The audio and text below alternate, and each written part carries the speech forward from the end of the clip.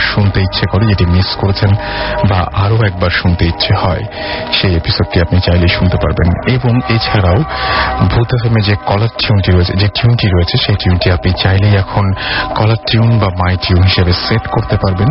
আপনাকে মনে রাখতে হবে ভূত এফএম কলার টিউন কোডের নাম্বারটি, and the code is 92125, এবং একটা মাত্র এসএমএস পাঠানোর মাধ্যমে আপনি এই কলার টিউনটি বা মাই টিউনটি, এয়ারটেল টিউনটি কলার টিউন বা মাই টিউন হিসেবে সেট করে ফেলতে পারবেন আপনি। সেজন্য আপনার যেটা করতে হবে, মোবাইলের মেসেজ অপশনে গিয়ে টাইপ করতে হবে সিটি স্পেস দিয়ে 92125 এবং পাঠিয়ে দিতে হবে এসএমএসটি 3123 নাম্বারে। চলে যাব ঘটনায় এবং আজকে আমাদের প্রথম অতিথির কাছে। আপনার নামটা একটু বলবেন প্লিজ। আরেকবার বলতে হবে। আখলাক। আরেকবার বলতে হবে প্লিজ। আসিফ মোহাম্মদ আখলাক। ওকে, ফাইন। সো আসিফ, আপনার যে ঘটনাটা ঘটেছিল সেটা কোথায় ঘটেছিল? ঢাকায় বা অন্য কোনো জায়গায়? এটা ঢাকায়। ঢাকায় ঘটেছিল। কি ঘটেছিল বলেন। ঘটনাটার শুরু অ্যাকচুয়ালি আপনার 2007-এ, যখন আমি HSC student, HSC candidate in fact. তো ওই সময় যেটা হয়েছিল যে আমার নর্মালি আমি যেটা যে আপনার স্টুডেন্ট খুব ভালো ছিলাম এইচএসসিতে, এসএসসিতে। তো সেই সুবাদে লেখাপড়া বেশ করতাম আর কি। তো যেটা হয়েছিল, আমার এইচএসসি পরীক্ষার ঠিক আগে দিয়ে 3-4 মাস আগে দিয়ে আমি একদম বলতে গেলে লেখাপড়া অফ করে দিই। মানে আমার লেখাপড়া করতে ইচ্ছা করতো না কি এই টাইপের। তো তখন যেটা হয় যে আমার নর্মালি আমি অনেক জেন্টেল, কারোর সাথে খুব একটা রুড বিহেভ করি না। ওই সময় যেটা হয় যে আমার বিহেভিয়ার কিছুটা চেঞ্জ আসে। আমি আমার সবার সাথে বাসার বা পারিপার্শ্বিক সবার সাথে মোটামুটি রুড বিহেভ করি। এবং এটার একটা এক্সাম্পল ধরেন, যেমন আমি আমার একবার সকালবেলা আমি আমার রুমের অ্যাটাচড বাথরুমে আমি দাঁত মাজছি আর কি। তো তখন যেটা হয়েছিল যে আমার ছোট ভাই আর কি আমার সাথে অনেক সময় ফাজলামি করে। তো এসে ফাজলামি করছিল আমার সাথে এমনি নর্মালি সকালবেলা নর্মালি একটা অ্যাটিটিউড নিয়ে। তো আমি যেটা করলাম যে আমার প্রচন্ড হঠাৎ করে রাগ উঠে গেল, আমি ওকে আমার হাতে ব্রাশ দিয়ে গুঁতা দিয়ে একদম ব্রাশটা 2 ভাগ করে ফেলি। তো তখন আমি আসলে ওই সময় থেকে আমি ফিল করি যে সামথিং ইজ হ্যাপেনিং, তো কিছু একটা চেঞ্জ হচ্ছে। তো ওই সময় যেটা হয় যে আমি আমার আম্মার সাথে শেয়ার করি বিষয়টা, যে আমার এরকম একটা প্রবলেম হচ্ছে, যে আমার হঠাৎ করে অ্যাটিটিউড চেঞ্জ আসে বা আমি এরকম ধরনের আচরণ করি। তো আমার আম্মা যেটা করেন যে আমাদের এখানে একটা আমাদের বাসার পাশেই এক মহিলা ছিলেন, যিনি আর কি আপনার বিভিন্ন মাজারে থাকতেন, মাজারে মাজারে উনি থাকতেন। তো ওই টাইপের। তো ওনাকে আমরা ডাকতাম সাদা নানু বলে, কারণ ওনার ধবল রোগ ছিল আর কি, সাদা ছিল ওনার পুরো শরীর। তো সেই নানুকে উনি ডেকে নিয়ে আসেন এবং উনি বলেন যে আপনার ওর প্রবলেমটা একটু দেখেন, কি অবস্থা, কি হচ্ছে বা কি ঘটনা। তো উনি যেটা করেন, উনি আসার পরে আমার পড়ার টেবিলটা ছিল আপনার জানলার সামনে, মানে আমার সামনে ছিল জানলা, যাতে বাতাস এসে পড়তে পারি এই কারণে, এবং জানলার সামনে নারকেল গাছ ছিল। তো উনি যেটা করলেন, আমার রুমটা অবজার্ভ করলেন এবং পুরো বাসা অবজার্ভ করার পর উনি যেটা বললেন যে ওই গাছে কোনো প্রবলেম আছে, গাছে something is wrong there. So ওইখান থেকে কোনো উনি মুরব্বী যেরকম বলে আর কি, যে কুনজর বা এরকম টাইপের কিছু একটা আমার উপর পড়েছে। তো তিনি যেটা করলেন, উনি আমাদের বাসাটা পুরো বন্ধ করলেন এবং আমাদের যে রুমটা, আমি যে রুমে পড়াশোনা করতাম বা থাকতাম, তো আমি আমার ছোট ভাই শেয়ার করতাম রুমটা, তো ওই রুমটা উনি বন্ধ করে দিলেন, দোয়া কালাম পরে উনি বন্ধ করে দিলেন। তো এইটা করার পরে যেটা হলো, মানে ওই রুম বন্ধ করার ঘটনার পরে বেশ কয়েক মাস কেটে গেল, আমার এইচএসসি পরীক্ষা আমি কমপ্লিট করলাম, তখন কোনো প্রবলেম ছিল না। প্রবলেমটা যখন শুরু হয়, আমি এইচএসসি পরীক্ষার পরে যখন ফ্রি টাইম থাকে আমাদের অ্যাডমিশনের জন্য, ওই সময় যেটা হয় আমার একটা স্বপ্ন দেখা শুরু করি আমি রেগুলার বেসিসে, কিছুদিন পর পর, হয়তো সপ্তাহে 1 দিন বা 2 দিন করে। তো ড্রিমটা হচ্ছে এরকম একটু স্কেয়ারি ড্রিম, যেটা হচ্ছে আমি দেখি যে আমার যে এলাকার বাসাটা, এটা হচ্ছে একদম গলির মোড়ে, 2 পাশ থেকে 2 রোড দেখা যায়। তো আমি যেটা দেখি যে কেউ একজন, হয়তো সেটা কোনো মানে মানুষ বা কোনো প্রাণী বা এরকম টাইপের, কিন্তু সে মানুষের মতোই হাঁটে, খুব ভয়ঙ্কর স্ক্যারি। আমি ওটার কোন ডেফিনেশন আমি এখনো পর্যন্ত দাঁড় করতে পারিনি। তো ওই টাইপের কিছু একটা, সে পুরা এলাকা আমাকে খুঁজছে এবং আমাকে খোঁজার এক পর্যায়ে সে যেটা করে আমার বাসায় আসে এবং বাসায় এসে আমার রুমের সামনে এসে যখন সে রুমের সামনে আসার পরে যেটা হয় যে আমার রুমের বুকশেলফের উপর একটা কোরআন শরীফ থাকে সব সময়। তো আমি যেটা করি, স্বপ্নের মধ্যে আমি এটা অলওয়েজ দেখি যে আমি কোরআন শরীফ নিয়ে দাঁড়িয়ে থাকি এবং সে যেটা করে, আসার পরে রুমের সামনে এসে আমাকে শাসায় যে তুই এটা কতক্ষণ রাখবি, এটা যখনই ছাড়বি আমি তখনই আসবো, এই ধরনের একটা কথা। তো এইটা আসলে খুব একটা আমার মানে ফার্স্টে কোনো ধরনের এফেক্ট আমার উপর হয় নাই।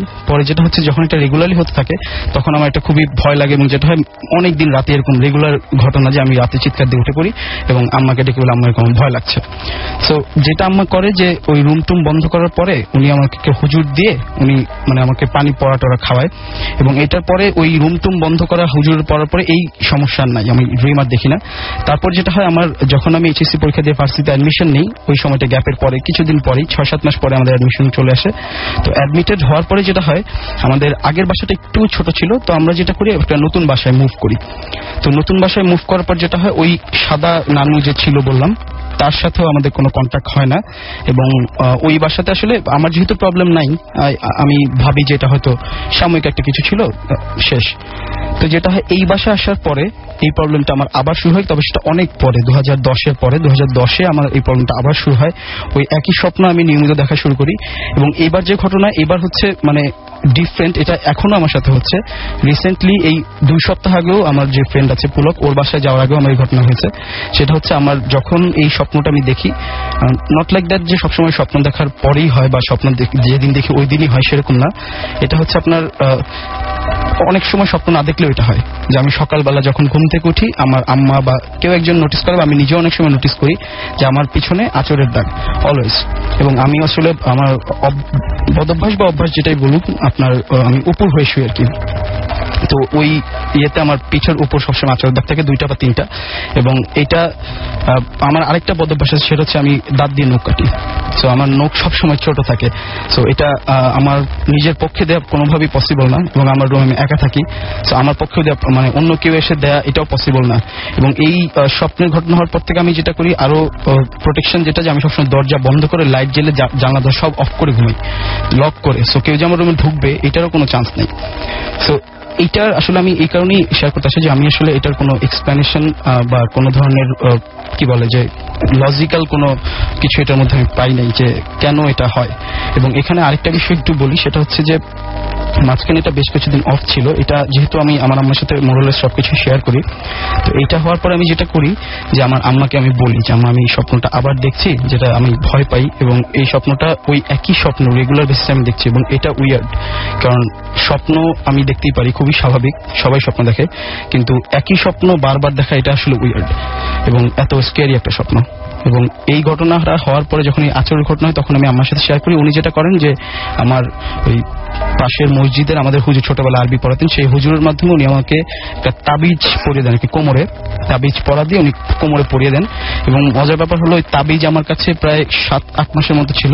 ওই 7-8 মাসের মানে যতদিন তাবিজটা ছিল আমার কাছে এই ধরনের কোনো প্রবলেম ফেস করিনি। আমি জাস্ট ভুলে যাচ্ছিলাম বিষয়টা যে এরকম কোনো কিছু হতো।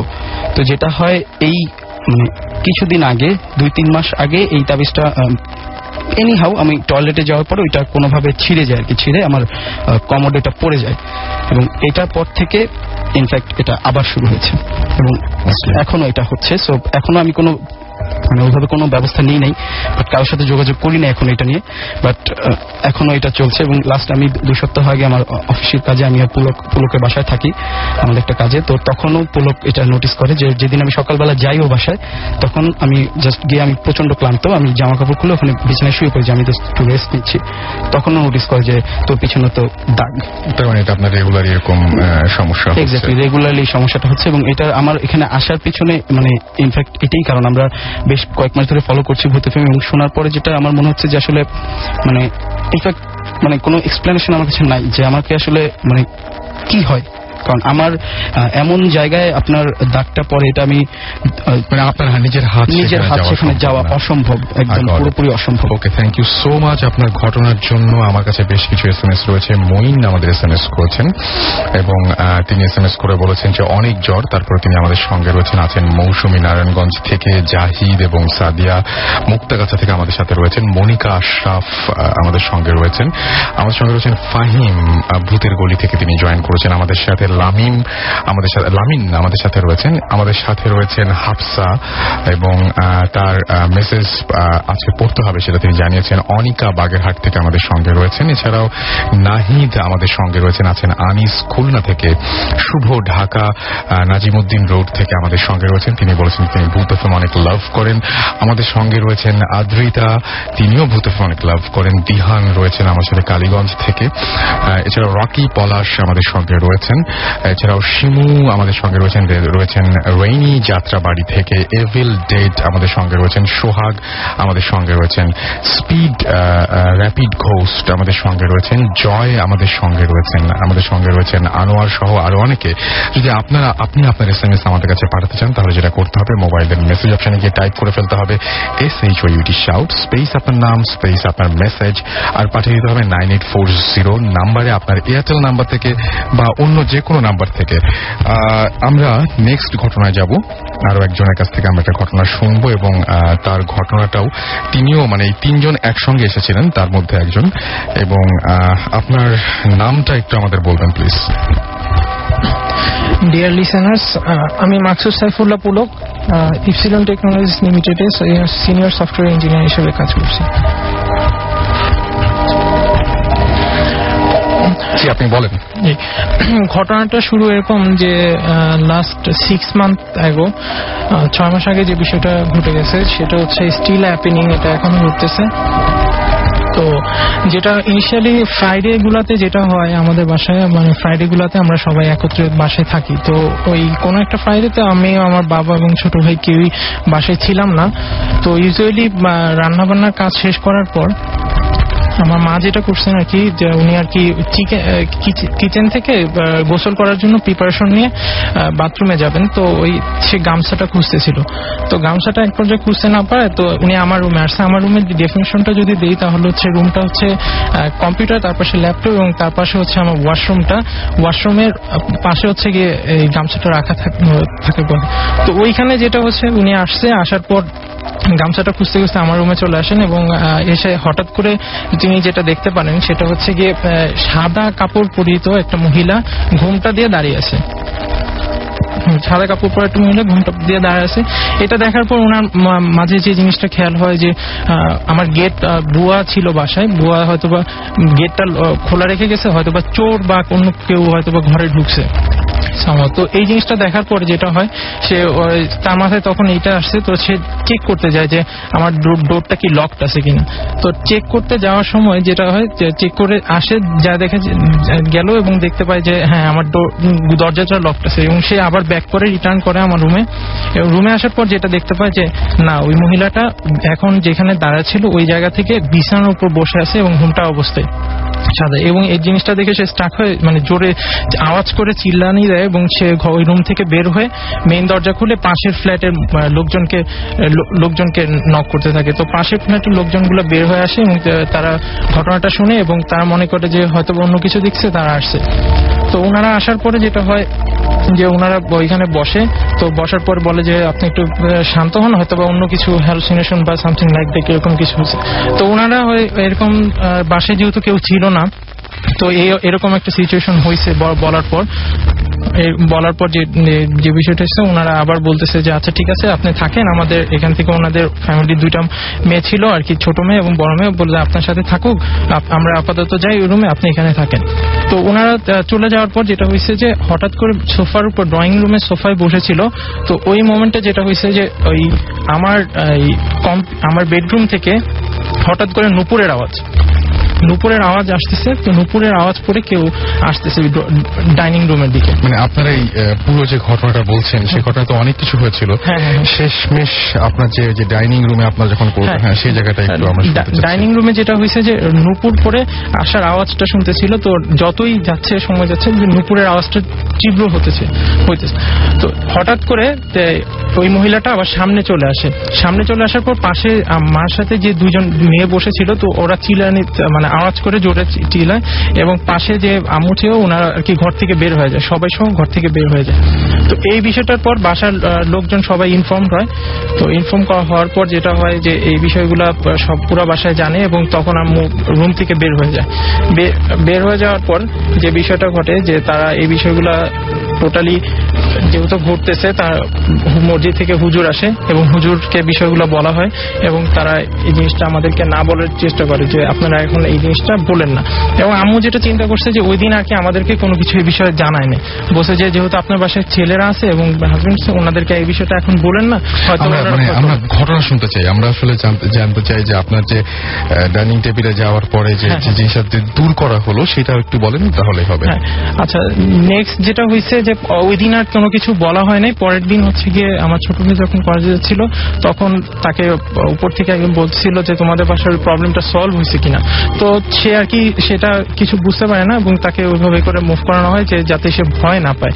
তো এরপরে যেটা হয়েছে যে তাকে বাড়িওয়ালা থেকে বলা হয়েছে, মানে আব্বু ছিল বাসায় এবং যেটা বলা হয় যে আম্মু যে জিনিসটা শুনতে পায় যে আগেকার লোকজনরা বলতে অনেকে বলে যে যদি মরিচ পোড়া দেয় বা এই ধরনের কোনো কিছু সামথিং করা হয় তাহলে হচ্ছে রুমে যদি ভূত বা স্পিরিট থাকে তাহলে সেগুলো পালা যায়। তো এইটা চেক করার জন্য আব্বু এবং আম্মু ডাইনিং রুমে হঠাৎ করে একটা মরিচকে আগুন ম্যাচের কাঠি জ্বালায় এবং মরিচটা পোড়া দেওয়ার চেষ্টা করে। তো হঠাৎ করে দরজার লক ছিল, তো হঠাৎ করে দরজা খুলে কোনো কিছু জোরে গেলে যেরকম আওয়াজ, পুরো মেইন দরজাটার লকটা খুলে জোরে দরজা আওয়াজ হয়েছে। আওয়াজ হওয়ার পর টোটাল দরজাটা খুলে গেছে এবং এরপরে হচ্ছে পাশের ফ্ল্যাটে যে লোকজন ছিল তারা সবাই নিচে চলে আসছে এবং এসে পুরো কাহিনীটা বলে। তো এই বিষয়টা প্রবলেমটা কন্টিনিউয়াস হইতেছিল। তো পরের দিন যেটা হয়েছে যে এই জিনিসগুলা প্রবলেম সলভ করার জন্য আমাদের পাশের বাসায় মানে বাসারই ড্রাইভার যে ছিল, বাড়িওয়ালার ড্রাইভার, তো উনি আর কি পীরের কামেল ছিলেন। পীরের কামেল ছিলেন উনি আর কি বিষয়টা টোটাল বিষয়টাকে ওনাকে বলা হয়েছে। উনি অবহিত হয়ে যেটা বলছেন যে আচ্ছা ঠিক আছে, এই ধরনের প্রবলেম যেহেতু ঘটতেছে সেহেতু আপনারা কোনো কিছু একটা সদগা করে দেন। সদগা করতে বলতেছে যে বলা হয়েছে যে বাজারে যাবেন, বাজারে যাওয়ার পর একটা কবুতর অথবা একটা মুরগি কিনবেন এবং এক দামে কিনবেন, যে দামটা তারা বলবে সেই দামটাতেই আপনি কবুতর অথবা মুরগিটা কিনবেন, কিনে এনে সেটা হচ্ছে আল্লাহর নামে জবাই দিতে হবে। তো ওইভাবে করে জবাই দেওয়ার আগে বলছে যে আপনাদের রুমের দরজা জানলা যেগুলো আছে সবকিছু বন্ধ করে রাখবেন। তো দরজা জানলা বন্ধ করে বাইরে যখন এবং আমার একটা কবুতর কেনার পর সেটা যখন জবাই করে আমার, এবং কথা হচ্ছে কি কন্ডিশন হচ্ছে ওই কবুতরটাকে আমার মাকে জবাই করতে হবে। তো যখন জবাই করে তো সব দরজা জানলা বন্ধ, আমার রুমের দরজাটাও বন্ধ ছিল। তো জবাই দেওয়ার সাথে সাথে যখনই আল্লাহু আকবার বলে জবাই দিবে তখন হচ্ছে গিয়ে জোরে করে দরজা আওয়াজ হয় এবং কিছু একটা ঘর থেকে চলে যায়। ওকে, থ্যাংক ইউ সো মাচ। আমরা শুনলাম আপনার ঘটনা। আমরা পরবর্তীতে আমাদের যেটা করতে হবে সেটা হচ্ছে ছোট একটা ব্রেক নিতে হবে। ব্রেকের পরে ফিরে আসছি আবার স্টে টিউনড রেডিও ফুর্তি।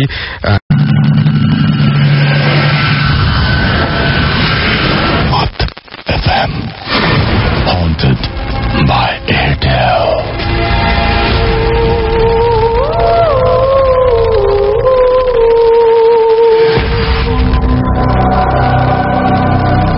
শুনছেন সবসময় রেডিও ফুর্তি। ঘড়িতে সময় রাত 12:21। আমি রাসেল আছি সাথে এবং পাচ্ছি আপনাদের SMS। দেখতে পাচ্ছি যে শ্রীকান্ত পল আমাদের ময়মনসিংহ থেকে SMS করেছেন, লিখেছেন যে ভূতের জয় হোক। আমাদেরকে SMS করেছেন ডিজে ভূত, এছাড়াও আমাদের SMS করেছেন চয়ন ভূত, এছাড়াও আবির হাসান আমাদের SMS করেছেন আকাশ কুমার, ইলিয়াস আমাদের SMS করেছেন মারজান বাগেরহাট থেকে, সীমান্ত বিশ্বাস আমাদের SMS করেছেন, তিনি ইন্ডিয়ার অধিবাসী, তিনি সামহাও কারো মাধ্যমে এসএমএসটি করেছেন। মৌসুমী রফিক আমাদের SMS করেছেন ইব্রাহিমপুর থেকে, তারা ভূতের অনেক পছন্দ করেন জানিয়েছেন। জিশান আমাদের SMS করেছেন আমাদেরকে ইনজামুল, এবং আমাদের SMS করেছেন এছাড়াও জুবায়ের, এছাড়াও দেখতে পাচ্ছি যে গুড্ডু আমাদের SMS করেছেন আমাদেরকে সপ্তিক, এছাড়াও মুন আমাদের SMS করেছেন জয় আশুগঞ্জ থেকে, এছাড়াও বাঁধন পাপড়ি আমাদের SMS করেছেন, প্রীতম SMS করেছেন প্রিন্স, SMS করেছেন মিল্টন, রাজু, নিমত, ফারহাদ ধানমন্ডি থেকে এবং আরো অনেকেই।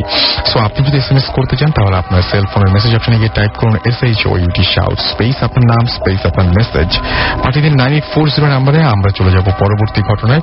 আপনার নামটা বলুন প্লিজ। হ্যালো, আমার নাম তানভীর, আমি ওয়ার্ক স্পেস ইনফোটেকে সফটওয়্যার ইঞ্জিনিয়ার হিসেবে আছি। এখন আমি যে স্টোরিটা শেয়ার করব সেটা হচ্ছে আমার মায়ের খালার কাহিনী, আমার মার কাছ থেকে শোনা। আমার মায়ের খালা গ্রামে থাকতেন তো উনি ওনার পাশের বাড়িতে একটা কাজে গিয়েছিলেন। তো উনি যে দেখতে পান যে ওইখানে একজন পজেস্ট মহিলা আছেন। তো ওই পজেস্ট মহিলা বেশ কয়েকদিন থেকে পজেস্ট ছিলেন। তো উনি দৌড়াদৌড়ি করছিলেন, মানে পুরোটা উঠান জুড়ে দৌড়াদৌড়ি করছিলেন, একে ওকে মারছিলেন, একে আশ্রয় কামড়ে দিচ্ছিলেন। তো এই অবস্থাতে তো উনি এটা দেখে ভয় পেয়ে চলে আসেন। তো ভয় পেয়ে চলে আসার পরে তো হাফ অ্যান আওয়ার পরে উনি টের পান যে পাশের বাড়ি থেকে কান্নার রোল আসতেছে। তো উনি যান যে ঘটনা কি সেটা দেখার জন্য। তো উনি যাওয়ার পরে দেখতে পান যে উঠানের মাঝখানে ওই মহিলাটা শোয়ানো অবস্থায় আছে। তো উনি কিছু সাত পাঁচ না ভেবে ওই মহিলার মুখের সামনে যে যাচাই করতে থাকেন যে is she dead or not. তো মহিলাটা আসলে তখন ও মারা যায়নি। তো উনি জাস্ট চোখের একটা পলক ফেলেন তার দিকে তাকায়, তারপর তিনি মারা যান। তো উনি এই ঘটনাতে খুব শকড হওয়ার পরে বাসায় ফিরে আসেন। তো 10 মিনিট পরে উনি যখন ঘটনাটা সবার সাথে শেয়ার করছেন, তো তখন 10 মিনিটের মধ্যে এমন হয় যে তার ভিতরে কি যেন হয়ে যায়। সে জাস্ট সম্পূর্ণটা উঠান ওই আগের মহিলাটার মধ্যে ঘুরতে থাকেন এবং জাস্ট মানে এমন একটা ভাব করতে থাকেন যে মানে উনি পাগল এরকম একটা ভাব করতে থাকেন। তো উনি ঘুরতে ঘুরতে হঠাৎ উঠানের মাঝখানে দাঁড়িয়ে বলেন যে আমি তো আজকে চলে যাব, আমাকে আজকে নিয়ে যাবে, এটা বলতে থাকেন। তো ওনার এরকম পাগলামি অবস্থা দেখে ওনার যে যা ছিলেন উনি দৌড়ে আসেন, ওনার সাথে সম্পর্ক ভালো ছিল। তো উনি এসে বলেন যে ভাবি আপনার কি হয়েছে। তো উনি এসে টাচ করেন ওনাকে। টাচ করার পরে যে এই ঘটনাটা ঘটে, আমার মায়ের খালা উনি ওইখানে ফেইন্ট হয়ে যান, অজ্ঞান হয়ে পড়ে যাওয়ার পরে যেটা হয় যে ঠিক ওই মুহূর্তেই তার যে যা ছিল তার যা এরকম একই কাজ করতে থাকে, মানে উনি ঘুরতে থাকেন। এখানে মাল্টিপল পজিশনের ব্যাপার চলে আসে। তো উনি ঘুরতে থাকেন এবং ঘুরতে ঘুরতে উঠানে মাঝখানে এসে যে অবস্থাতে ছিল, অজ্ঞান অবস্থাতে যে যিনি ছিলেন আমার মায়ের খালা, ওনাকে একটা লাথি মারেন জোরে।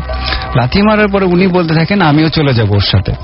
এটা বলার পরে তো অ্যাকচুয়ালি আগে যে মহিলাটা মারা গিয়েছেন সেই মহিলার জন্য একটা বড় হুজুরকে ডাকা হয়েছিল। তো বড় হুজুরকে ডাকা হয়েছিল, ওই হুজুর আসতে একটু দেরি হয়ে গেছে। হুজুর এসে দেখেন যে পাশের বাড়িতে মারা গেছে এবং এটি শুনতে পান যে পাশের এই মারা যাওয়ার পাশের বাড়িতেই আবার একই কাহিনী হচ্ছে যে পজেস্ট হয়েছে। তো উনি বাড়ির চৌকাঠে ঢোকার সময় মানে কিছু একটা আঁচ করতে পারেন যেখানে কিছু একটা ঘটতেছে। তো এরপরে যেটা হয় যে উনি দেখেন যে উঠানের মাঝখানে একজন বসা একজন শোয়া। তো যে বসেছিল উনি ছিলেন যা ওনার। তো হুজুর যে জিজ্ঞেস করেন যে তোর কি হয়েছে, তুই এখানে কেন এরকম করে বসে আছিস? তখন বলে যে আমি তো দুজনকে নিয়ে যাব আর তুই তো আমার কিছু করতে পারবি না। এরপরে হুজুর বলে আমি তো তোরে ঝাড়ফুঁকো করবো না, তোরে কিছুই করবো না, তোকে এমনিতে পাঠিয়ে দিব। তখন হুজুরের সাথে সে তর্ক জুড়ে দেয়। তো তর্ক জুড়ে দেওয়ার এক মুহূর্তে সে হুজুর দৌড়ে যে তার মাথাটা চেপে ধরে কানের কাছে কিছু সূরা পড়েন। সূরা পড়ার পরে সে চিৎকার দিয়ে ওঠে এবং বলতে থাকে যে আমি দুজনকে ছাড়া যাব না, আমি দরকার হলে আমি একজনকে নিয়ে যাব, একজন থাকবে এখানে। এরপরে যেটা হয় যে হুজুর সূরা পাঠ করতে থাকেন। তো সূরা পড়ার এক মুহূর্তে ও আবার যে এরকম দৌড়াদৌড়ি করে মানুষকে আছড়ে কামড়াতে দিতে থাকে। হুজুর অবশ্য আগে নিষেধ করে দিয়েছিলেন যে কেউ কোন রকম বাধা দিবেন না, বাধা দিলে আরো ক্ষতি হতে পারে সামনে। তারপরে হুজুর যেটা করেন যে হুজুর আবার ওকে ধরে বসানোর পরে মাথাটা চাপ দিয়ে ধরে আবার সূরা পড়ে কানের কাছে। তখন বলে যে ঠিক আছে আমি যাব, তবে যাওয়ার আগে এমন কিছু একটা করে যাব যাতে সারা জীবনের জন্য ওর ক্ষতি হয়ে থাকে। এটার পরে তো হুজুর বলে আচ্ছা ঠিক আছে যা তুই, তারপরে তুই যা। এরপরে হুজুর কি করে, হুজুর সূরা পড়তে থাকে। তো ওইটা আবার পুরো উঠোন ঘুরতে থাকে এবং হঠাৎ করে উঠোনের মাঝখানে এসে এমন একটা লাফ দেয় যে লাফটা সাধারণ মানুষের দেওয়া সম্ভব না।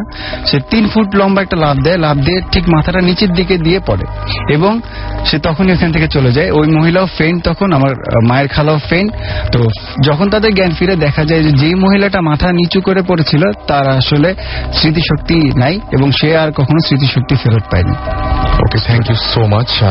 আপনাকে অনেক ধন্যবাদ আপনার ঘটনার জন্য। আমরা চলে যাব কিছু কিছু SMS আমাদের কাছে বেশ কিছু SMS চলে আসে।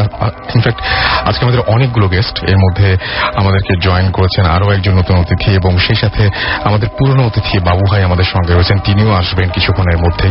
সো অনেকগুলো ঘটনা, যার জন্য আমি আজকে ইমেল পড়ার সময় পাবো কিনা আমি ঠিক বলতে পারছি না, বাট অনেক গেস্ট রয়েছেন আজকে। সো স্টে টিউন, দেখবেন যে একটার পর একটা ঘটনা আমরা শুনতে থাকবো। জিশাদ আমাদের SMS করেছেন শরীয়তপুর থেকে এবং তিনি বলেছেন যে আমার কাছে ট্রু স্টোরি আছে। আচ্ছা, আমাদের ভূত এফএমের ইমেল অ্যাড্রেসটি আজকে বলে দেওয়া হয়নি, আপনি আমাদের ইমেল করে পাঠিয়ে দিতে পারেন, কিন্তু সেটা হচ্ছে যে bhutfm@radiofurti.fm, which is BHWTFM@radioforti.fm।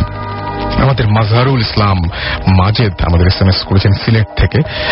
এছাড়া আমাদেরকে ডিজে ভূত SMS করেছেন আমাদেরকে কাঞ্চন, তাপস, রূপা। আপনি যদি SMS করতে চান, আগে SMS গুলো পড়ে ফেলি। সাগর আমাদের SMS করেছেন, রুশিল আমাদের SMS করেছেন আদ্রিতা। এছাড়াও তোফাজ্জল আমাদের SMS করেছেন যশোর থেকে, আমাদেরকে SMS করেছেন গাদ্দাফি। এছাড়াও পূজা ময়মনসিং থেকে SMS করেছেন আমাদেরকে, SMS করেছেন মিল্টন, SMS করেছেন আমাদেরকে নিঝুম, শিশির মিরপুর অরিজিনাল 10 থেকে, জ্যোতি গাজীপুর থেকে আমাদের SMS করেছেন মেহেদি আতিক রাজশাহী থেকে, শাহরিয়ার আমাদের SMS করেছেন মিজান। আপনি যদি SMS পাঠাতে চান তাহলে মোবাইলের মেসেজ অপশনে গিয়ে টাইপ করুন SHOUT শাউট স্পেস আপনার নাম স্পেস আপনার মেসেজ, পাঠিয়ে দিন 9840 নাম্বারে। আর যদি আপনার ঘটনা পাঠাতে চান তাহলে আপনাকে যেটা করতে হবে, আপনার ইমেল করতে হবে এবং নাম, ঠিকানা, ফোন নাম্বার সহ অবশ্যই এমন কোনো অ্যাড্রেস দেবেন না যেখানে আপনাকে কখনোই পাওয়া যায় না, বা এমন কোনো ফোন নাম্বার দেবেন না যেখানে আপনি ওপাশ থেকে কখনোই কেউ ফোন ধরবে না। সো আপনাকে যেটা করতে হবে, নাম, ঠিকানা এবং ফোন নাম্বার সহ আপনার ঘটনা পাঠিয়ে দিতে হবে। যদি আপনার ঘটনাটি সিলেক্টেড হয় তাহলে আপনি পাবেন আমাদের পক্ষ থেকে কল, অথবা আপনি যদি এখানে উপস্থিত না থাকতে পারেন, স্টুডিওতে যদি আপনার ঘটনা শেয়ার করতে না পারেন, সেই সুযোগ যদি আপনার না থাকে, তাহলে আমরা যেটা করব, আপনার ঘটনাটি আমরা পড়ে শোনাবো। অবশ্যই উল্লেখ করবেন আপনি কি স্টুডিওতে আসতে চান নাকি আপনি চান যে আপনার ঘটনাটি আমরা পড়ে শোনাই। যাই হোক, এই ছিল নিয়ম কানুন। আমরা আবারও ঘটনায় চলে যাব। আমাদের সঙ্গে জয়েন করেছেন আরো একজন, আপনার নামটা জানতে চাইব। হ্যালো, আমি সুমনা বলছিলাম। সুমনা, আপনার ঘটনা তাহলে আমরা শুরু করি। আপনি তো একদম ডেট ধরে ঘটনা বলবেন। প্রথম যে ঘটনাটা ঘটেছিল সেটা কত সালে ঘটেছিল আপনার? 1992 সালে। 1992 সালে। শুনি তাহলে আমরা ঘটনা। আসলে আমরা কখনো গ্রাম দেখিনি, তো ওই টাইমটা আর কি পরীক্ষা শেষ, আমার ফ্যামিলি সব, আমার মা আর কি আমাদের 4 বোনকে নিয়ে গ্রামে যায়। আমাদের গ্রামের বাড়িটা হচ্ছে প্রপারেই, বাট আমার যে কাজিন গুলা ওনারা গ্রাম যেটাকে বলে সেদিকে থাকতেন আর কি। তা আমরা যখন ওনাদের বাসায় যাই, প্রথমে আমার মার মেঝো চাচা, তার বাসা হয়ে আর কি বড় চাচার বাসা আর কি যাবো। তো আমরা প্রথমে মেঠো পথ দিয়ে নেমে ওই সেজো চাচার বাসায় যাই। আমার সেজো নানা যেটা বলে, যাকে বলতাম আর কি, উনি মারা গেছেন। যাই হোক, ওনার বাসায় গিয়ে আমার সব ভাই বোনরা চলে যায় আমাকে দেখে। তা আমার সাথে একটা ছোট মামা ছিল। তা আমি আমার সাথে প্রায় আধ ঘন্টা পরে আর কি রওনা দিই। তো ওই সময়টা ছিল 2:30 থেকে 2:30-3টা এরকম বাজে। ওই সময় যেহেতু এই যে জুন জুলাই মাস, অসম্ভব গরম, কিন্তু বাতাস, হ্যাঁ, এত সুন্দর ওয়েদার। বাট গ্রামের দেশে ওই টাইমটায় মানুষ খাওয়া দাওয়া করে কেউ কিন্তু ঘরে বাইরে বের হয় না, শূন্য, জনশূন্য এরিয়া ছিল আর কি। তা আমি হেঁটে আসছি আমার মামার সাথে। তা আমি মামাকে বলছি, মামা দেখো তো জায়গাটা খুব সুন্দর না, তুমি এক কাজ করো, আমার সেজো বোনের কাছে আমার ক্যামেরাটা আছে, তুমি দৌড়ে গিয়ে নিয়ে আসো, সামনেই তো বাসা, তুমি যতটুকু তাড়াতাড়ি আসতে পারো নিয়ে চলে আসো আর কি। যাই হোক, আমি দাঁড়ায় আসছি। আমি যে জায়গাটা দাঁড়াচ্ছি আমি খেয়ালই করিনি আমি কোন জায়গায় দাঁড়ায় আসছি। সেখানে ছিল হচ্ছে বাস ছাড় আর কি। হ্যাঁ, তার সামনে ধান ক্ষেত। তা আমি শাড়ি পরা ছিলাম, একটা জর্জেটের শাড়ি। তা যাই হোক, আমার মামা আস্তে আস্তে ওই টাইমটা হঠাৎ করে একটা জোরে বাতাস এসে, এমন জোরে বাতাস আসছে যে আমাকে উড়ায় নিয়ে চলে যাচ্ছে বাতাসে।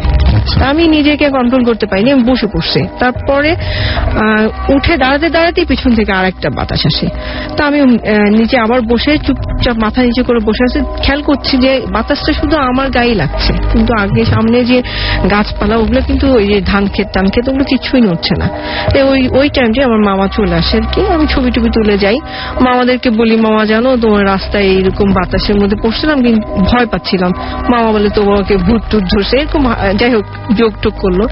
ঠিক 94 এর কথা বলি আমি, তখন আমি এইচএসসি পরীক্ষা দিই। রাত্রে পড়ার আর কি অভ্যেস আমার। ঠিক পরীক্ষার ধরেন 20-25 দিন আগেকার কথা, আমার সাথে এক ছেলের রিলেশন ছিল। তো আমি যখন পড়তাম রাত্রে ঠিক 1:30-2টার দিকে, সে ওই আমাদের বাসাটা ছিল 4 তলা আর উপরে ছিল ছাদ। তো ওই ছেলেটা ছাদ থেকে সানসেটে নেমে মাথাটা ঝুলিয়ে আমার সাথে আর কি দেখা করতো। ওই চিরকুট দিয়ে যেত আর কথা বলে জানলা কাছে দাঁড়িয়ে দাঁড়িয়ে কথা বলতাম, চলে যেত। তা একদিন রাত্রে আমার মার শরীরটা খুব খারাপ ছিল, তা আমার মাও 1:30 পর্যন্ত জাগা। তো আমি ভয় পাচ্ছিলাম যে এখন যদি সে আসে সানসেট দিয়ে ধরা পড়ে যাবো। হ্যাঁ, তা আমি চাচ্ছিলাম না সে আসুক এই টাইমটা। আল্লাহ কাছে বলছে আল্লাহ যেন আজকে না আসে। যাই হোক আম্মু যে শুয়ে পড়লো, ঠিক 1:30টার দিকে তো আসে। ওই দেখা গেল সে 2টা এরকম টাইপ 1:45-2টার দিকে দেখি এখন সানসেট দিয়ে সে আসলো। এসে আমি বসে আছি, আমার সোজাসুজি আর কি জানালাটা। এখন আমি বইটার থেকে আড়াল থেকে বলছি তুমি চলে যাও, কিন্তু সে আমার দিকে মাথা ঝুলিয়ে আমার দিকে অনেকক্ষণ ধরে তাকাইছে এবং কেমন যেন একটা অদ্ভুত হাসি তার মুখে। তার আমি বারবার ইশারা করছি তুমি চলে যাও, আম্মা আসে। তবে দেখি কিছুক্ষণ পরে চলে গেল সে। পরের দিন সকালবেলা ঘুম থেকে উঠলাম 11টার দিকে, আমার ফ্রেন্ড এসে উঠালো, ওদেরই পাশাপাশি থাকে। ফ্রেন্ডটা এসে আমাকে চিরকুট দিয়ে গেল যে তো কালকে ভাইয়া দিয়ে যেতে পারেনি, নাও তোমার চিঠি। তাই যাই হোক আমি পড়লাম, মানে ছটফট করে পড়লাম যে শুনলাম চিঠি লেখা আছে চলে গেছে ঢাকার থেকে, মানে দেখা হবে না, 7-8 দিন পরে আসবে। তো রাত্রেবেলা আমি আবার পড়তে বসছি, পড়তে বসার পরে চিরকুটটা পড়তে গিয়ে দেখি যে সে লিখছে যে যেদিন গতকালকে রাত্রের কথা আর কি, সেদিনই দুপুরবেলা 3টার দিকে সে ঢাকা থেকে চলে যায়। তখন আমার মনে হলো যে 3টার দিকে দুপুর থেকে চলে এসে কিন্তু রাত্রে তাহলে আমার সাথে কে দেখা করতে আসছে, ওই সানসেট থেকে কে আসছে। তখন আমি এমন ভয় পাইছি, আমি আর ওই তার এরপরে তো আমি রাত্রে পড়াশোনা করিনি, আর যতটুকু পড়ছে আমার মাকে সাথে করে নিয়ে বসে, এই কথাটা আমি কারোর সাথে শেয়ার করতে পারিনি। ঠিক তার পরের ঘটনা, আপনার আমরা ছিলাম ক্যান্টনমেন্টে, আমরা একটা অ্যাপার্টমেন্টে যাই। যাওয়ার পরে ওই অ্যাপার্টমেন্টে আমার ছেলে তখন মানে এরপরে বিয়েটি হয়েছে আমার, এরপর আর কোনো প্রবলেম হয়নি। মানে যেগুলো প্রবলেম সে ছোটখাটো প্রবলেম, ওটা ধরার মতো না, যাই হোক ওটা বাদ দিলাম। তা আমরা ওই অ্যাপার্টমেন্টে যাওয়ার পরে আমাদের মানে ইন করা যে রাস্তাটা সেখান থেকে ড্রয়িং রুমটা মানে স্লাইডিং ডোর দেয়া। হ্যাঁ, তা এখন আমি যখনই বের হতাম আমার সেজো মনে ওইটা দেখছে, দেখতাম যে একটা ছোটখাটো প্রায় 6-7 বছরের একটা বাচ্চা ওই মেইন গেট থেকে দৌড় দিয়ে আপনার ড্রয়িং রুম দিয়ে ঢুকে যেত এবং যাওয়ার সময় আমার মুখের দিকে তাকাতে তাকাতে চলে যেত। আমি এটা অসম্ভব ভাবে পেতাম, আম্মাকে বলতাম, আম্মা তখন বলতো যে তুমি এক কাজ করো, তুমি তাবিজ নাও। বলে তো মানুষ তাবিজ নিলে শরীর বেঁধে রাখলে কোনো প্রবলেম হয় না, কিন্তু আমার আম্মু কিন্তু তাবিজ পছন্দ করে না, মানে বিশ্বাস করে না সে। যে এর পরের ঘটনা যে আমি একটা বাসা ভাড়া করি, আমার ফ্যামিলি আর কি, আমার হাজবেন্ড আমার বাচ্চা টাচ্চা নিয়ে। তো ওই পাশে একতলা বাসা। তা আমার সে সময় এমন একটা সময় ছিল ওই মুহূর্তটা যে আমার বাচ্চাটা ছিল আমার মানে মার বাসায়, নানু বাসায়, আর আমার হাজবেন্ডের বাবা হঠাৎ করে অসুস্থ হয়ে পড়ে, উনি চলে যায় আর কি রাত্রে তার বাবার বাসায়। পুরো বাসাটাই হচ্ছে আমি একা। তা এখন আমার একতলা বাসা ছিল ওটা। তো এখন আমি রাত্রে 3টা পর্যন্ত আমার হাজবেন্ডের সাথে কথা বলছি, ও সকালে অফিস, পরে আমি রেখে দিলাম ফোনটা। যাই হোক লাইটটা অফ করে আমি রাতে ঘুমাচ্ছি, মানে লাইটটা অফ করে ঘুমাচ্ছি কি আমি জেগে আছি। হ্যাঁ, এমন সময় ফিল করলাম যে আমার পাশে ডাইনিং এর রুমে মানে কে যেন পানি খাচ্ছে, তারপরে হেঁটে হেঁটে ড্রয়িং রুমে যাচ্ছে, তারপর ওই রুম থেকে যাচ্ছে হচ্ছে আমার ছেলের যে রুমটা ছিল সেই রুমে। তারপর কিছুক্ষণ পরে মনে হচ্ছে যে আমি ভাবতেছি হয়তো বা ফ্ল্যাটের অন্য কোনো বাসা থেকেই আওয়াজটা আসছে, নিজে ভয়টা দূর করার জন্য। তারপরে কিছুক্ষণ পরে টের পেলাম যে কেউ যেন বাথরুমে গিয়ে শাওয়ার নিচ্ছে। আমি তারপরে সূরা পড়তেছি, আমি আয়াতুল কুরসি পড়তেছি, এমনি বুকে ফু দিচ্ছি, আল্লাহ আল্লাহ, মানে আল্লাহকেই ডাকছি যে আল্লাহ কোনো রকম কিছু যেন না হয়। আর বারবার চিন্তা করছি আমি কি ওকে ফোন দিব, আমার হাজবেন্ডকে ফোন দিব। আবার চিন্তা করলাম যে ওকে বারবার ঘুম ভাঙানোটা বিরক্তিকর, অফিস করবে।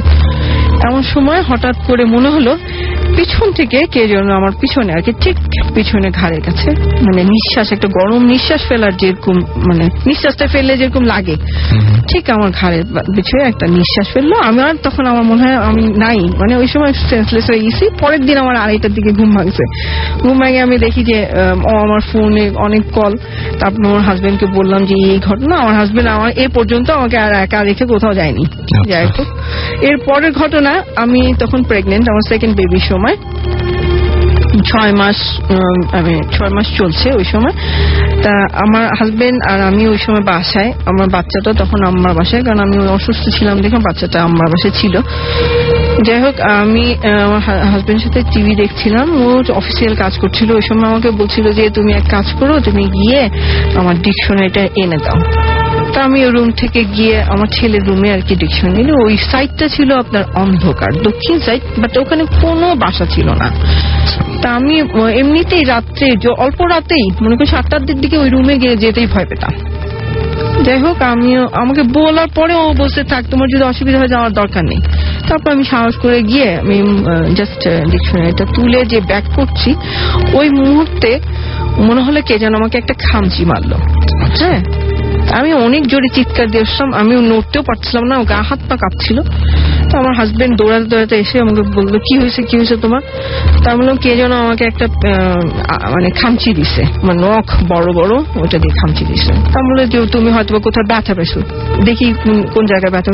খামচি দিলে তো খামচির দাগ থাকে। বিশ্বাস করে আমি গাউনটার পাশ যে পায়ের জায়গাটা, সেই জায়গাটা দেখি 4টা মানে নখের যে আঁচড় যেটাকে বলে, সে আঁচড়। আমি এরপরে আমি আর বাসায় থাকিনি। এরপর আমার বেবিটা হয়ে যায়।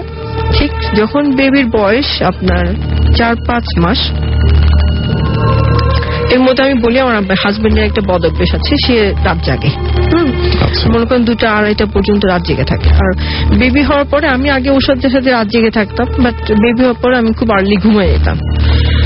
আমি আমার যে রুমটা, বেডরুমটা বললাম তো ভয়, সাইডটা অন্ধকার। হ্যাঁ, তা আমি ডাইনিং এর লাইটটা অন করে রাখতাম, বেডরুমটা খুলে রাখতাম, ওই লাইটটা এসে বেডরুমের মধ্যে পড়তো। আচ্ছা, মানে সব দেখা যাচ্ছে, গাঢ় আলো না। হ্যাঁ, আমরা পাঁচালে হয়ে শুইতাম, মানে লম্বা শুলে বাচ্চা নিয়ে শোয়া যেত না, ওই আমি পাঁচাল হয়ে শুলে মধ্যেখানে আমি শুতাম, সাইডে হচ্ছে আমার বেবিটা, বা সাইডে হচ্ছে ওর বাবা। তা আমার মাথার কাছে হচ্ছে একটা টয়লেট, মানে যে সাইডটা ঘুমাই। তা হঠাৎ আমি 11টার দিকেই ঘুমিয়ে পড়ছি। ঠিক আপনার মানে 2টা-2:30 ওরকম টাইমটা। তা আমি হঠাৎ ঘুম ভেঙে তাকে দেখি আমার হাজবেন্ড আমার মাথার উপরে এইভাবে আমার মাথার মুখের দিকে ঝুলে তাকিয়ে আছে। তা আমি আবার ওকে দেখার পরে আমি বললাম যে তোমার এই অভ্যেসটা এখনো গেল না, আমি অপছন্দ করি সবচেয়ে বেশি তোমার এইটাই যে তুমি রাত জেগে থাকো, আমার খুব বিরক্ত লাগে। বলেই আমি পাশ ঘুরে তাকিয়ে, মানে পাশ ঘুরলাম যখন, তখন তাকে দেখি আমার হাজবেন্ড ঘুমাচ্ছে আপনার পাশে, আমার পাশে।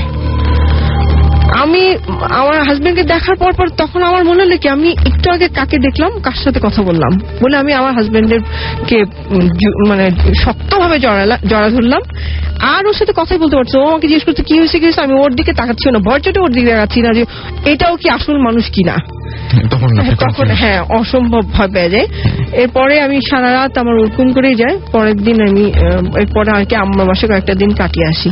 এটা হচ্ছে এই পর্যন্ত হচ্ছে আপনার মানে এই ফ্যাক্টটা। পরবর্তী সময় আমি আমার শ্বশুরের অ্যাপার্টমেন্টে যাই। আমার শ্বশুরের অ্যাপার্টমেন্টটা তখন কি ওই 6তলা বাসা আর কি। আমাদের 2টা সাইডটা বানানো হয়, আর সামনের গুলো পুরোপুরি পিলার টিলার দেয়া, বাট কোনোটাই কমপ্লিট হয়নি। বাট আমাদের 2টা A আর D কমপ্লিট হয়েছে, 4 ইউনিটের বাড়ি। আমাদের মধ্যেখানে হচ্ছে লিফট, আর ওই B আর C এর মধ্যেখানে হচ্ছে আপনার সিঁড়ি। হ্যাঁ, এখন আমরা একসাথে খেতাম, এতে গিয়ে খেয়ে আসতাম, মানে একটুখানি অল্প একটু জায়গা। তাই রাত্রে 11টার দিকে লাস্টে খেতে হচ্ছে আমি আর আমার হাজবেন্ড। আমার খাওয়ার সময় আমারটা খাওয়াটা হয়ে গেলে আমি ওর খাবারটা নিয়ে চলে আসতাম।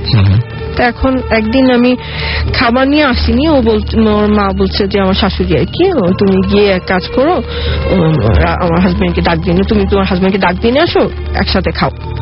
আমি যখন যাচ্ছি তখন মনে হলো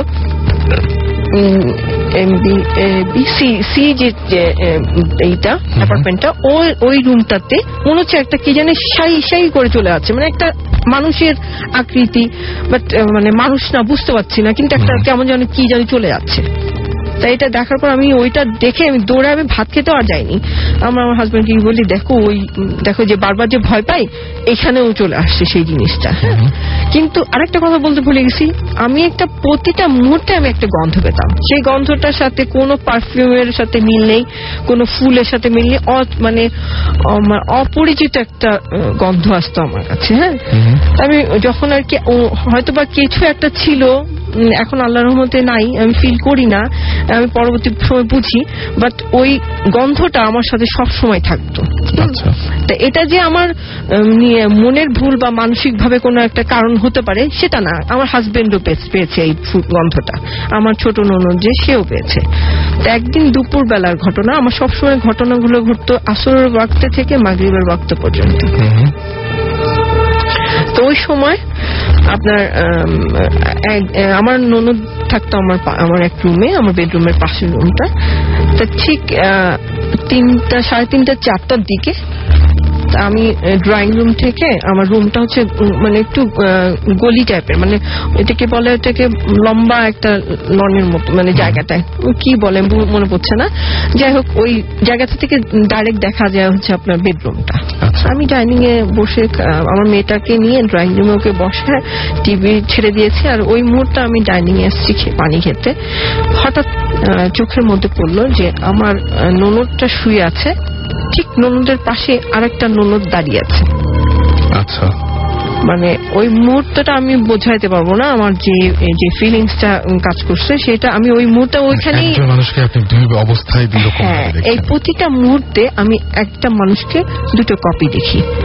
তখন পরে আমি এই ব্যাপারটা নিয়ে অসম্ভব মানে অস্থির ছিলাম যে কেন এরকম হচ্ছে আমার সাথে, কি মানে কি ব্যাপারটা কি। আমি বাথরুমে গেলে মনে হতো যে কেউ একটা সানসেট দিয়ে কেউ এসছে, গন্ধ পাচ্ছি আমি। একদিন আমি রাত্রেবেলা রুম থেকে বের হচ্ছি, এসি রুম থেকে বের হলে ফট করে কিন্তু একটা গন্ধ এসে লাগে। হ্যাঁ, তা আমার বাচ্চাটাকে ঘুম পাড়ে আমি রুম থেকে বের হয়েছি, ওই মুহূর্তে আমার হাজবেন্ড বের হয়ে গেছে, তারপরে আমি 1 ঘন্টা পরে বের হচ্ছি। বের হওয়ার পর আমি ওর কাছে গিয়ে বসার বসে ও আমাকে বলছে যে তুমি কি একটা গন্ধ পাইছো? তা আমি বললাম যে হ্যাঁ, আমি এটাই বলতে চাচ্ছিলাম, দেখি তুমি পাও কি না, এই জন্য আমি আগে বলিনি। বলে যে হ্যাঁ আমি একটা গন্ধ পাচ্ছি, কেমন যেন একটা গন্ধ। তা এখন এর পরবর্তী সময় আমি একটু শুনলাম আমার একটা কাজিনের কাছ থেকে, মোহাম্মদপুর একটা হুজুর আছেন, সে মানে সুফি একজন ভদ্রলোক, এই তাবিজ কবজ এগুলো করেন না, বাট উনি বলে দিতে পারেন কি প্রবলেমটা হচ্ছে। তো ওনার কাছে যাই আমার 4 বোন মিলে, যাওয়ার পরে উনি বলে আর কি যে আপনার সাথে একটা মানে একটা মানে বলতে গেলে জিন যেটাকে বলে সেটা মানে ছিল, বাট আপনাকে কোন রকম সে ক্ষতি করেনি, বরঞ্চ আপনার ক্ষতি হওয়ার যে সব জায়গায় মানে যে সেখান থেকে আমাকে বারবার বাধা দিয়েছে, আমাকে দেখিয়েছে যে মানে তোমার ক্ষতি হতে পারে, তুমি সাবধান থাকো, এটাই। ওকে, থ্যাংক ইউ সো মাচ। আমাদের কাছে অনেকগুলো SMS অলরেডি জমে গেছে, অনেক সুন্দর আমরা ঘটনা শুনলাম, থ্যাংক ইউ আপনাকে। আমি দেখতে পাচ্ছি যে আমাকে সোহেল SMS করেছেন বাগেরহাট থেকে, এবং তারা বলছেন যে ভূত এফএম শুনতে ভালো লাগে। এছাড়া আমাদের বাদশাহ SMS করেছেন, এবং বাদশাহ আমাদেরকে বলেছেন যে সরি রাসেল ভাই, জয়েন করতে একটু দেরি হয়ে গেল। ওকে, নো প্রবলেম, এখনো অনেক অনেক অনেক অনেক ঘটনা বাকি আছে, সেই ঘটনাগুলো আমরা সবাই একসঙ্গে শুনবো। তানিম ভূত আমাদের SMS করেছেন পটুয়াখালী থেকে, এবং তিনি বলছেন যে সুমনা আপুর স্টোরিটা ডেঞ্জারাস। হ্যাঁ, আমার কাছে অনেক ডেঞ্জারাস লেগেছে, এবং আমি যতবার, আমি তো এই নিয়ে মনে হয় 3 বার শুনলাম, এবং 3 বারই আমার কাছে মনে হয় নাই যে না একটু পুরনো লাগছে, এরকম মনে হয়নি। রেজবা আমাদের SMS করেছেন, আমাদেরকে SMS করেছেন জয়, এছাড়াও আমাদের SMS করেছেন তন্নি, এবং আজকের কাহিনীগুলো তার কাছে অনেক ভালো লাগছে। নাদিয়া আমাদের SMS করেছেন, খুব ভয় পেয়েছেন তিনি, অনেক লালবাগ থেকে SMS করেছেন, এবং আমাদেরকে SMS করেছেন শাওন ও তামান্না হরিয়ান রাজশাহী থেকে, রেগুলার তিনি SMS করেন আমাদেরকে। সাগর আমাদের SMS করেছেন ডুমুরিয়া থেকে, এছাড়া আমাদের SMS করেছেন মনীষা চট্টগ্রাম থেকে, SMS করেছেন আমাদেরকে লীরা, এছাড়াও SMS করেছেন আমাদেরকে দেখতে পাচ্ছি যে হেল কিং রাজশাহী থেকে, তন্ময় ময়মনসিং থেকে SMS করেছেন, তাসনুভা, রুদ্র, জাহিন, তারপরে হচ্ছে আরো অনেকেই দেখছে মগবাজার থেকে আমাদের SMS করেছেন। So thank you so much যারা আমাদের SMS করছেন। যারা SMS করতে চান তাদেরকে বলবো যে আপনার মোবাইলের মেসেজ অপশনে গিয়ে টাইপ করুন SHOUT শাউট, স্পেস আপনার নাম, স্পেস আপনার মেসেজ, আর পাঠিয়ে দিন 9840 নম্বরে। আমরা আরো ঘটনা শুনবো, তবে তার আগে ছোট্ট একটা বিজ্ঞাপন বিরতি আমাদের নিয়ে আসতে হবে। সো কোথাও যাবেন না, আমাদের সঙ্গে থাকুন। স্টে টিউন টু রেডিও ফুর্তি অ্যান্ড ডোন্ট স্টপ দ্য ফুর্তি।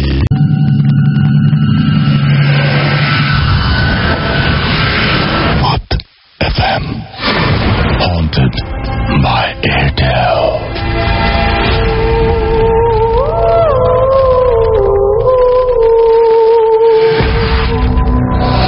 শুনছেন সবসময় রেডিও ফুর্তি, ঘড়িতে সময় রাত 12টা বেজে 52 আমি রাসেল আছি আপনাদের সাথে, এবং আমাদের অতিথিরা আমাদের সঙ্গে রয়েছেন। পাচ্ছি আপনাদের SMS, আমি দেখতে পাচ্ছি আমাদেরকে SMS করেছেন জয়, এছাড়াও রাফি কল্যাণপুর থেকে আমাদের SMS করেছেন ডিজে ভূত, SMS করেছেন সঞ্জিদা নরসিংদী থেকে, আরিফ কাজীপাড়া থেকে আমাদের SMS করেছেন, বাবু SMS করেছেন ডেমরা থেকে, এছাড়াও তালহা খুলনা থেকে SMS করেছেন, আবির আমাদের SMS করেছেন রাখাল টঙ্গী থেকে, তুহিন আমাদের শ্যামলী থেকে SMS করেছেন, এবং তিনি বলছেন যে এতক্ষণ খুব ভালো লাগছিল, কিন্তু লাস্ট কাহিনীটা শোনার পর থেকে খুব ভয় লাগছে, বিকজ আজ আমি রুমে একা ঘুমাবো। ওকে, আমি আসলেই মানে সত্যি যে রুমের মধ্যে ঘুমানোর সময় কোনো কিছুর উপস্থিতি টের পেলে ঘুমটা তো মাটি হয়ে যায়, বাকি রাতটা মানে ভীষণ ভীষণ ভীষণ রকমের কষ্টে যায়।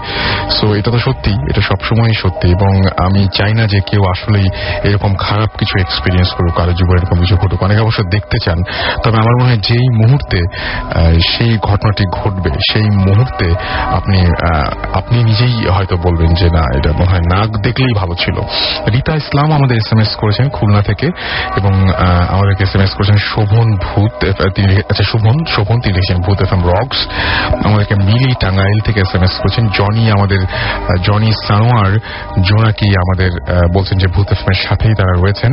সাদমান নাটোর থেকে SMS করেছেন, মুকলেস আমাদের SMS করেছেন মুক্তাগাছা থেকে, এছাড়া আমাদের জুবায়ের SMS করেছেন নেক্সাস মৃদুল, SMS করেছেন মাসুদ পারভেজ চট্টগ্রাম থেকে, ঐশ্বর্য আমাদের SMS করেছেন আমাদেরকে আলামিন রাজারবাগ পুলিশ লাইন থেকে, এছাড়া আমাদেরকে রাঙা SMS করেছেন সোহেল, সাব্বির, স্যাম সহ আরো অনেকে। যাই হোক, আমরা চলে যাব ঘটনায়, এবং আমাদের সঙ্গে এই মুহূর্তে জয়েন করেছেন বাবু ভাই। কয়েক সপ্তাহ ধরে তিনি রেগুলার আমাদের সাথে আছেন, এবং তিনি দারুণ দারুণ সব ঘটনা আমাদের প্রতিদিনই আমাদেরকে উপহার দেন। আশা করছি যে আজকেও তার ঘটনাগুলো সেরকমই থাকবে, এবং তিনি নিজে ইনফ্যাক্ট আজকের ঘটনাগুলো নিয়ে অনেক বেশি এক্সাইটেড ছিলেন। That's why he is here.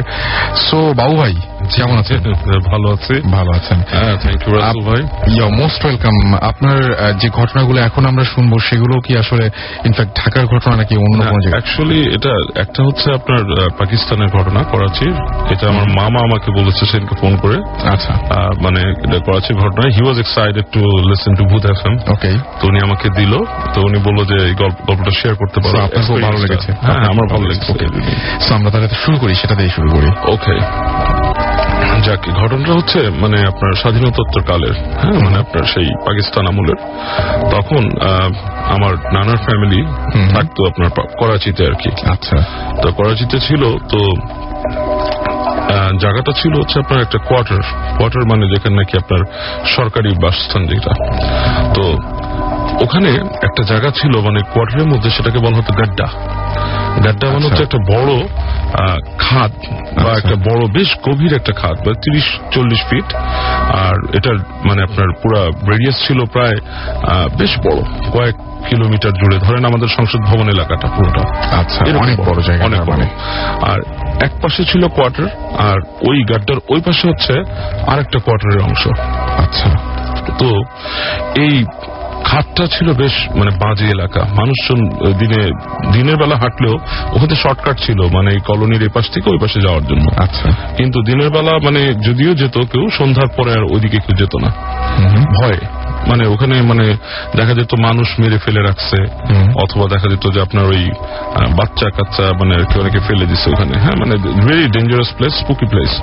সন্ধ্যার পর কেউ যেত না, দিনের বেলা কেউ হাঁটতো। তো আমার মা তখন সরকারি জব করেন, উনি ওখানে একটা ওই কোয়ার্টার পান আর কি। তো সেটা ছিল ওই পাশে, আর আমার নানাদের যে আপনার কোয়ার্টারটা ছিল সেটা ছিল এই পাশে। আচ্ছা, তো আমার সেজো মামা আমার ওই কোয়ার্টার এখন নতুন যেটা পাইছে আর কি, সেটা তো থাকতে হবে মানুষের। তো ওখানে আমার মামা যে থাকতো আর কি সন্ধ্যার পরে রাতে থাকতো ওখানে। আমার সেজো মামা যিনি ঘটনাটা বলছেন আমাকে, উনি খাবার নিয়ে ওখানে যেতেন সন্ধ্যার আগেই, বিকালে যে দিয়ে আসতেন খাবার। আচ্ছা। তো একদিনকার ঘটনা, উনি ওই খাবার নিয়ে ওখানে গেছেন, তখনই বিকালবেলা যাওয়ার সময় উনি মানে ওই গাড্ডার পাশ দিয়ে আর কি হেঁটে হেঁটে চলে গেছে। আর যখন ফিরে আসতেছে তখন ধরেন সন্ধ্যা হয়ে গেছে, মানে প্রায় সন্ধ্যা আসরের ওয়াক্তের পরে আর কি আসতেছে। ওনার সাথে আপনার সেই টিফিন ক্যারিয়ার আর হেঁটে আসছে গাড্ডার পাশ দিয়ে আর কি, ওই নির্জন রাস্তা, মানে পাশ দিয়ে সাইড ওয়াক টাইপের আছে। তার পাশে ওই পাশে হচ্ছে আপনার বেশ ধুধু একটা প্রান্তর, তার পাশে হচ্ছে আপনার কিছু গাছপালা আছে আর কি, কিন্তু নির্জন। সন্ধ্যার সময় কেউ হাঁটতেছে না ওখান দিয়ে। তো উনি বেশ ভয় পাচ্ছিলেন একলা একলা আসতে আসতে। তখন উনি 5-6 পড়ে। তো আসার সময় উনি হঠাৎ দেখলো রাস্তার মধ্যে দিয়ে তিনজন সাদা বোরখা পরা মহিলা হেঁটে হেঁটে যাচ্ছেন। তো উনি ওদেরকে দেখে মানে আর কি মনে করছে জাস্ট আমি তো একলা যাচ্ছি, সাথে যদি একটা কম্পেনিয়ন পাই বা কারো আশপাশ দিয়ে যেতে পারি ভয়টা একটু কাটবে। তো উনি ওদেরকে ফলো করা শুরু করছে। ফলো করে ওদের একটা ডিস্টেন্স রেখে উনি একসময় করলো কি একটু কাছে যাওয়ার চেষ্টা করলো, ছোট মানুষ মানে উনি কাছে যাওয়ার চেষ্টা করছে। তো কাছে যেয়ে তাকে ডিস্টেন্সটা কখনই কমছে না, মানে ডিস্টেন্সটা রয়েই যাচ্ছে। তো ছোট মানুষ এতটা বুঝতে পারেনি ব্যাপারটা কি। তো এনিওয়ে উনি হাঁটছে। তো হাঁটতে হাঁটতে যখন নাকি ওই রাস্তাটা প্রায় শেষ পর্যায়ে আসছে, উনি ডান দিকে মোড় নিয়ে চলে যাবে ওনার বাসার দিকে। আচ্ছা। এই সময় উনি দেখলো যে না, উনি ক্রস করতে পারছে, উনি হেঁটে ক্রস করে চলে গেছে। যাওয়ার পর উনি কি মনে করে পিছন ফিরে তাকাইছে, তাকানোর পর দেখে মহিলাগুলোর চেহারা খুবই কুৎসিত, মুখে কোনো ভেল নাই, মানে পর্দা নাই, খুবই কুৎসিত চেহারা, মানুষের চেহারা মতো না, কালো কুচকুচে, জায়গায় জায়গায় বলিরেখার মতো আছে এবং বলিরেখাগুলো লাল। আচ্ছা। হ্যাঁ, আর আপনার ও মুখ হা করছে, মহিলাগুলো হা করছে, ভেতরে জিভ দেখা যাচ্ছে। জিভটা হচ্ছে আপনার ঠিক কালো জিভ, তার মধ্যে ঠিক ওই রেখার মতো লাল লাল পাটা রেখার মতো। তো ওনার দিকে তাকায় ছিল অনেকক্ষণ, চোখগুলো খুব মানে ভয়ঙ্কর টাইপের চোখ। তো উনি দেখে প্রচন্ড ভয় পেয়েছে, উনি দৌড় দিয়ে উনি বাসায় চলে আসছে। বাসায় এসে উনি আমার নানিকে বলছে, তো নানি দোয়া টোয়া পড়ে উনাকে ঠান্ডা করছে। তো এনিওয়ে তো রাতের বেলা যখন উনি ঘুমাতে গেছে, তো উনি নাকি হঠাৎ ঘুম ভেঙে গেছে রাতে। তাকে দেখে অন্ধকার, মানে ঘরের ভেতর আলো নাই, তেমনি নাই, বাইরে জানলা দিয়ে হালকা আলো আসছে। এর মধ্যে দেখলো যে ওনার বিছানার পাশ দিয়ে 3টা এরকম মূর্তি, সাদাটে টাইপের, বোঝা যাচ্ছে যে সাদা মানে কিছু পরা। আচ্ছা। ওই বিছানার পাশে ঘুরতেছে এবং ওই ভালো মতো তাকায় দেখে যে ওই যে 3টা উনি বোরখা পরা মহিলা দেখছিল, ওই 3জন ওনার বিছানার পাশ দিয়ে ঘুরতেছে এবং হা করে আছে। আচ্ছা। এবং ওই জাস্ট লাইক ওই ফেসটাই উনি অন্ধকারে বুঝতে পারছে, প্রচন্ড ভয়ঙ্কর। এবং ওনাকে হাত দিয়ে ধরতেছে। ওনাকে যখন হাত দিয়ে ধরছে, যেসব জায়গায় ধরছে, উনি ভয় চিৎকার করছে। ওই সময় একসময় গোঙানির মতো হয়েছে, বাসার মানুষ আসছে, কি হয়েছে দেখলো, ঘুম থেকে উঠছে, তো বলে যে আমি এরকম এরকম দেখছি, ভয় পেয়েছি। তো পরে একজন আপনার হুজুর ডেকে এনে ওনাকে মানে দোয়া টোয়া পড়ে বলছে যে এটা একটা মানে খারাপ জিনিস ওনার উপর আসর করছিল। দোয়াটা পড়ে ওটা ঠিক ওনাকে সরায় আর কি। তো যেসব জায়গায় ওনাকে ধরছিল ওইসব জায়গায় ব্যথা হয়ে গেছিল, লাল লাল দাগ দাগ হয়ে গেছিল। আচ্ছা। তো এটাই হচ্ছে একটা ঘটনা। ওকে, ফাইন। আমরা সেকেন্ড ঘটনায় চলে যাই। তার আগে কিছু SMS পড়বো এবং আমারও কিছু বলার আছে। আমাদেরকে দেখতে পাচ্ছি যে AR মাসুম আমাদের SMS করেছেন এবং আমাদেরকে SMS করেছেন তিনি বলছেন যে ভূত FM প্রথম থেকে শুনছি, কিন্তু SMS করা হয় না। আজকে SMS করেছেন মোহাম্মদ প্রাণ, আমাদের SMS করেছেন এবং তার এইজ মাত্র 11। তিনি তারপরে আমাদের সঙ্গে রয়েছেন। আমাদেরকে কবির SMS করেছেন দুর্গাপুর রাজশাহী থেকে। এছাড়া আমাদের হৃদয় SMS করেছেন বরিশাল থেকে। আমাদেরকে অবিবাহিত ভূত SMS করেছেন শুভ, আমাদের SMS করেছেন সুমি ফ্রম মাতাউল SMS করেছেন আমাদেরকে। আমিনুর আমাদের SMS করেছেন, SMS করেছেন সাজ্জাদ ধানমন্ডি থেকে আমাদেরকে SMS করেছেন। দেখতে পাচ্ছি যে ফার্স্ট SMS করছেন কেউ একজন, নামটা লিখেছেন হয়তো পরে। আমি বলেছি যে সবসময় বলি যে শাউট লেখার পরে আপনার নামটা লিখে ফেলবেন, তাহলে আমাদের জন্য সুবিধা হয়। মুক্তাগাছা থেকে আমাদের SMS করেছেন শারমিন, উর্মি, শম্পা, লিজা, রুমা, এরা সবাই আমাদেরকে স্নেহা SMS করেছেন। এছাড়া আমাদের SMS করেছেন দেখতে পাচ্ছি বনশ্রী থেকে শাহরিয়ার, এবং তিনি বলছেন যে আমরা কি আপনাদের কাছে পাঠানো ঘটনাগুলো পাবো কিনা, পড়তে পারবো।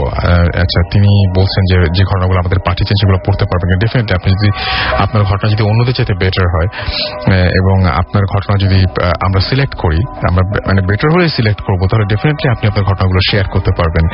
অপু আমাদের SMS করেছেন, তিনি নতুন আমাদের সাথে জয়েন করেছেন বাগেরহাট থেকে। শারমিন মিরপুর 6 থেকে আমাদের SMS করেছেন। এছাড়াও সুমন ইরিন ময়মনসিংহ থেকে SMS করেছেন। শাফা SMS করেছেন, তানভীর SMS করেছেন রাসেল মিরপুর থেকে।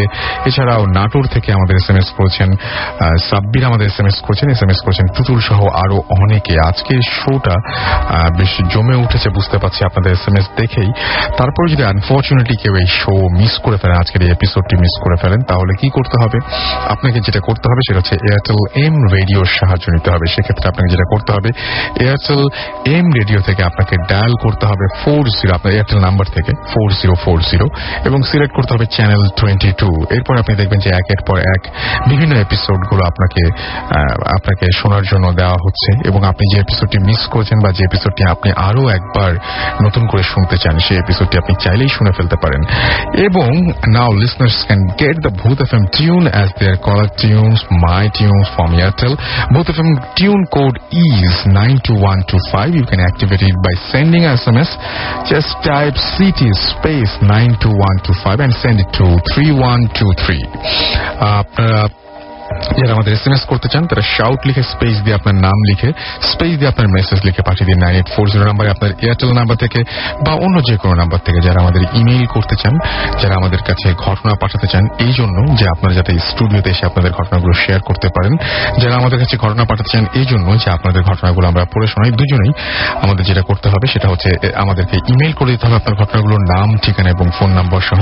আমাদের ইমেইল অ্যাড্রেসটি আরো একবার বলে দিচ্ছি, bhootfm@radiofurti.fm, which is BHOOTFM@radioforti.fm।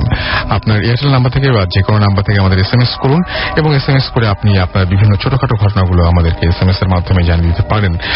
আর আমি একটা কথা বলবো যে বারবার করে ইমেইলের কথাটা এই জন্যই বলি যে আপনাদের ওপরেই ডিপেন্ড করে যে এপিসোডটা কেমন হবে, আজকে এপিসোডটি কেমন হবে, এটা টোটালি আপনাদের উপরে ডিপেন্ড করে। কারণ অতিরঞ্জিত করে বা কোনো কিছু বানিয়ে এখানে বলা হয় না। আপনারা যে ঘটনাগুলো এক্সপেরিয়েন্স করেন বা কেউ যে ঘটনা এক্সপেরিয়েন্স করেছে আপনারা শুনে এসেছেন, সেই ঘটনাগুলোই হুবহু আপনারা এখানে বলেছেন। সো যেটা করতে হবে, বেশি বেশি করে আমাদের ইমেইলে আপনাদের ঘটনাগুলো পাঠিয়ে দিতে হবে, ভালো ভালো ঘটনাগুলো পাঠিয়ে দিতে হবে। যে ঘটনাগুলো এর আগে আমরা পড়ে ফেলেছি বা বলে ফেলেছি, এখানে হয়ে গেছে, সেই ঘটনার বদলে নতুন ধরনের কোনো ঘটনা থাকলে সেটা সিলেক্টেড হওয়ার চান্স অনেক বেশি থাকে। যাই হোক, আমরা চলে যাব আবারও বাবু ভাইয়ের কাছে, এবং তার কাছে আমরা একটু আগে একটা ঘটনা শুনেছি, পরবর্তী ঘটনায় যাচ্ছি। কেমন লাগছে অবশ্যই আমাদের SMS এর মাধ্যমে জানিয়ে দিন আপনারা। বাবু ভাই। হ্যাঁ রসুল ভাই, মামার সেকেন্ড ঘটনাটাকে বলার আগে আমি আরেকটা ঘটনা শেয়ার করতে চাই। হ্যাঁ, মানে এটা ছোট, তবে বেশ মানে আমার কাছে বেশ ভয় লেগেছে শুনে। আচ্ছা, এটা আমার এক ফ্রেন্ডের ঘটনা। ওর বাসার ঘটনা আপনাদেরকে আগেও বলেছি যে বাসাটা হন্টেড, ছাদের উপর বাচ্চা টাচ্চা দেখা যেত।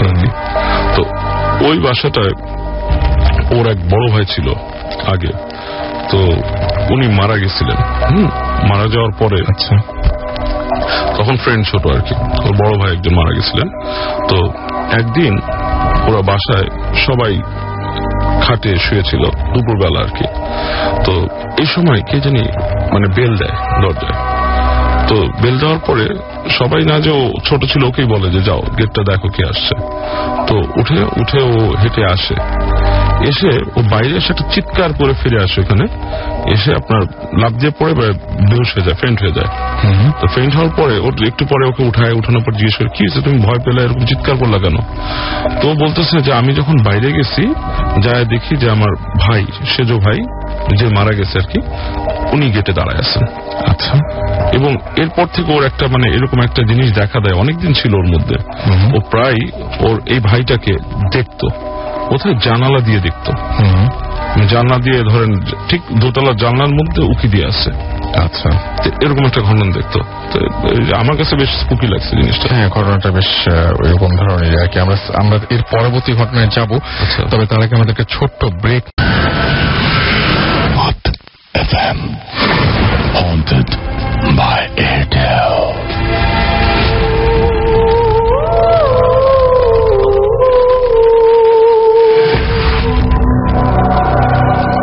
শুনছেন সবসময় রেডিও ফুর্তি, চলছে ভূত FM হন্টেড বাই এয়ারটেল। ঘড়িতে সময় 1:10। আমরা একটার পর একটা ঘটনা শুনছি এবং একটু আগে আমরা বাবু ভাইকে থামিয়ে দিয়েছিলাম, তার কাছে চলে যাব। তবে তার আগে আমি কয়েকটা SMS পড়ে ফেলি। তন্ময় আমাদের SMS করছেন ওয়াহিদ চিটাগাং থেকে, এছাড়াও নোমান ফেরদৌস SMS করেছেন, শাহজাহান SMS করেছেন, জাহিদ SMS করেছেন মিজান, হাফিজ, শুভ শহর, অনেকে। বাবু ভাই, আপনার কাছে ঘটনা শুনছিলাম আমরা, মাঝখানে একটা ব্রেক নিলাম আমরা ছোট্ট, আবারও ফিরে আসলাম আপনার কাছে। শুনি আপনার ঘটনা। আমার মামার বলা, হ্যাঁ, উনি বিদেশে থাকেন। আচ্ছা, তো উনি আমাকে বলেছেন, তাই এটা হচ্ছে গ্রামের ঘটনা। গ্রামের? আচ্ছা, বাংলাদেশে হচ্ছে, রাইট। তো এটা হচ্ছে যে উনি একবার ওনার মামার বাড়িতে গিয়েছিলেন। তো মামার বাড়িতে যাওয়ার পরে ওখানে কয়েকদিন থাকার পরে উনি ব্যাক করার চিন্তা করলেন নিজেদের বাড়িতে, গ্রামের বাড়িতেই। তো গ্রামের বাড়িতে ব্যাক করতে যে উনি ওনাকে অনেক রিকোয়েস্ট করছে থাকার জন্য, উনি থাকলো না। উনি বললো যে বাসায় চলে আসবো। তো ওনার প্রায় দুপুরের দিকে উনি রওনা দিয়ে উনি আসতে এক সময় দেখে যে নদীর যে লঞ্চ ঘাট যেতে যায়, এসে দেখে যে লঞ্চ ঘাটের লঞ্চটা ছেড়ে গেছে তার কিছুক্ষণ আগে। তো উনি চিন্তা করলো আমি ব্যাক করবো, চিন্তা না করে বললো যে আমি এক কাজ করি, আমি হেঁটেই চলে যাই, মাঝখানে একটু নদী পার হতে হবে আর কি এক জায়গায়। তো ওই ওনার হয়তো 15 মাইল বা এরকম ডিস্টেন্সের ব্যাপার। তো উনি হাঁটা ধরলো। হাঁটতে ওইটা ছিল দুটো নদী আছে এখানে, একটা নদীর পাড় দিয়ে উনি হাঁটতে এক জায়গায় আসছে। তো ওই জায়গায় একটা জমিদার বাড়ি আছে, পুরানো জমিদার বাড়ি, অনেক পুরানো। তো দেখলো জমিদার বাড়িটার পাশে ঘাটও আছে, একটা পুকুরের পাড়ে ঘাটটা, কিন্তু ওখানে কেউ থাকে না, পুরানো। ওই জমিদার ওই ভারতে চলে গেছে, ইন্ডিয়া চলে গেছে। এনিওয়ে, তো বাড়িটা অনেক পুরানো, ওখানে গেছে। তো একটা চায়ের দোকানে থেকে উনি যখন চা খাচ্ছে, তো তখন সন্ধ্যা হয়ে যাচ্ছে। তো চায়ের দোকানদার বলতেছে আপনি কোথায় যাবেন, কোথেকে আসছেন? উনি বললো যে আমি অমুক জায়গায় যাবো, অমুক গ্রামে যাবো, এখানে আমি এই বললে যে এখান থেকে রাতের বেলা চলাফেরা করাটা, আপনি সন্ধ্যার পরে আসতেছেন, জায়গাটা ভালো না। ভালো না বলতে আপনি কি বোঝাচ্ছেন? বলে ভালো না বলতে বোঝাচ্ছি যে এই জায়গায় মানুষ আসে না সন্ধ্যার পরে, বিশেষ করে এই জমিদার বাড়ির আশপাশে যে চলাফেরা করে না। আচ্ছা। তো উনি বললো যে যাক, আমাকে যেতেই হবে, আমি এখন ব্যাক করবো না। বলে যাক, সাবধানে যান, কিভাবে যাবেন? তো উনি চাটা খেয়ে ওখান থেকে রওনা দিল। তো রওনা দিয়ে হাঁটতে ঠিক রাস্তাটা এরকম যে জমিদার বাড়ির মাঝখান দিয়ে যেতে হয়। তো উনি ঢুকে জমিদার বাড়ির সামনে আর কি মাঝখানে একটা চত্বর আছে, একটা বাইরে যাচ্ছে। তো ওখানে যাওয়ার সময় উনি দেখতেছে সন্ধ্যার সময় বেশ খা করতেছে প্রত্যেকটা, দেখা যাচ্ছে বারান্দার ভিতরে রুম গুলা, কেমন একটা আধিভৌতিক পরিবেশ আর কি। তো হেঁটে উনি পার হয়েছে, ভয় পাচ্ছিল ওই সময়। তো বাড়িতে যখন পার হয়ে বের হয়ে যায়, ওখানে দেখে একটা গাছের নিচে একটা বুড়ি বসা, শীর্ণ দেহি একটা বুড়ি। তো বুড়ি মনে হচ্ছে বুড়ি, কারণ শীর্ণ দেহি, বেশ পুজো হয়ে বসে আছে। তো উনি যে জিজ্ঞেস করতেছে আপনি কে, এখানে কি আপনি এখানে বসে আছেন, আপনি কি ব্যাপার? তো বুড়ি বলতেছে যে তুই কই যাবি, তুই কোথায় যাবি? তো বলতেছে যে আমি তো অমুক জায়গায় যাবো। হ্যাঁ। তো বুড়ি বলতেছে চল। বলার পর তো উনি বুড়ির সাথে সাথে রওনা দিচ্ছে, বুড়িও হাঁটতেছে ওনার সাথে। তো হাঁটতেছে বুড়ি বেশ দেখতেছে যে এই বয়সেও বুড়ি খুব ফাস্ট হাঁটে, অনেক জোরে হাঁটতেছে। তো উনি বুড়ির সাথে সাথে হাঁটতেছে। তো হাঁটার পর বুড়ি উনি একবার জিজ্ঞেস করছে যে, উনি কিন্তু অ্যাসিউম করতেছে যে বুড়ি, হ্যাঁ, এখনো চেহারা দেখেনি উনি। জিজ্ঞেস করতেছে যে আপনি, আপনার তো ভালোই জোর, এই বয়সে আপনি হাঁটতেছেন এরকম। তো বুড়ি তাকে বলতেছে কথা কবি না, হ্যাঁ, কথা কম বল, হাঁট, চল। তো উনি একটু অপ্রস্তুত হচ্ছে যে এরকম করে বলতেছে, উনি জানছে তার পিছনে। তো যেতে যেতে দেখতেছে রাস্তার এক পাশে হচ্ছে আপনার মাঠ, ক্ষেত আর কি, ক্ষেতের ওই পাশে হচ্ছে আপনার বিল। তো ওখানে যেতে যেতে দেখে যে ওই ক্ষেতের মধ্যে অনেক মানুষ আছে, হাঁটতেছে, চলতেছে, কথা বলতেছে। তো উনি একটু ভাবলো জিনিসটা কেমন, এই রাতের বেলা দোকানদার আমাকে বললো যে এদিক দিয়ে যাওয়াটা ঠিক না, রাস্তাটা খারাপ, অথচ অনেক মানুষ তো এখানে আছে। তো উনি দেখে আর কিছু বলতেছে না, বুড়ির পিছনে হাঁটতেছে আর কি। আচ্ছা। তো হাঁটতে এক সময় উনি নদীর পাড়ে আসলো, যে নদীটা ক্রস করার দরকার, অনেক দূর পর্যন্ত উনি হাঁটছে। হাঁটার পরে ওই নদীর একটা মাঝি আছে আর কি, একজন নৌকা পার করে। তাকে বললো যে আমি নৌকা পার হবো, কত করে চার্জ কত? তো বললো ধরেন 5 টাকা করে পার পার্সন, হ্যাঁ এরকম লাগবে যে পার হওয়ার জন্য। উনি বললো ঠিক আছে। তো উনি বললো যে আমাকে নামায় দাও। তো উনি উঠলো, নৌকা উঠছে, উঠে দেখে বুড়িও উঠছে ওনার সাথে। আচ্ছা, ওঠার পরে নৌকাটা আস্তে আস্তে লোকটা চালায় নদীটা পার হয়েছে। পার হওয়ার পর উনি নামছে, তো উনি দেখলো যে বুড়িও নামছে। আচ্ছা, তো উনি ওই মাঝিকে বলতেছে এই যে নাও, 10 টাকা দিচ্ছে আর কি। আচ্ছা, তো দেওয়ার পর মাঝি বলতেছে যে 10 টাকা কেন, 5 টাকা। উনি বলছে কেন, আমি 2 জন আসছি। কোথায় 2 জন? আপনি তো একা আসছেন। সেই সময় তো আমরা প্রথম রিয়ালাইজ করছেন উনি। তখন ওনার গায়ের লোম সব দাঁড়ায় গেছে এবং উনি তাকায় দেখে পাশে বুড়িটা নাই। আচ্ছা, এবং উনি খুব ভয় পেয়েছে, ভয় পেয়ে টাকা দিয়ে, এবং যেহেতু উনি ছোটকাল থেকে উনি মানে অ্যাকচুয়ালি মানে সে এরকম অনেক কিছু এক্সপিরিয়েন্স করছে দিব। আচ্ছা, উনি হাঁটতে ওই উঠলো পাড়ে। উঠার পর ওখানে যে হেঁটে গ্রামের আবার একটা টং দোকান পেয়েছে, রাতে খোলা থাকে। ওখানে জিজ্ঞেস করছে, চা খেয়ে বলতেছে যে আমি তো এরকম আসছি ভাই, এরকম একটা বুড়ি আমার সাথে এরকম আছে। বলে কি আপনি তো আসছেন, আপনার কাউকে নিয়ে হাঁটা উচিত ছিল না, ওই জায়গায় অনেক খারাপ জিনিসপত্র ঘটে, এত রাত্রে বের হয়েছেন কেন? সেটাই তো বলছে যে আপনি যান, বাসায় যান। তো উনি হেঁটে আবার যাচ্ছে। তো যেতে একটা ছোট ছেলে ওনাকে রাস্তাটা দেখায় দিছে কিছু দূর। তারপর উনি যেতে দেখে এক জায়গায় ওই বুড়িটা বসা রাস্তার মধ্যে। বুড়িটা বসা, তো বুড়িটা ওনার দিকে তাকাইছে।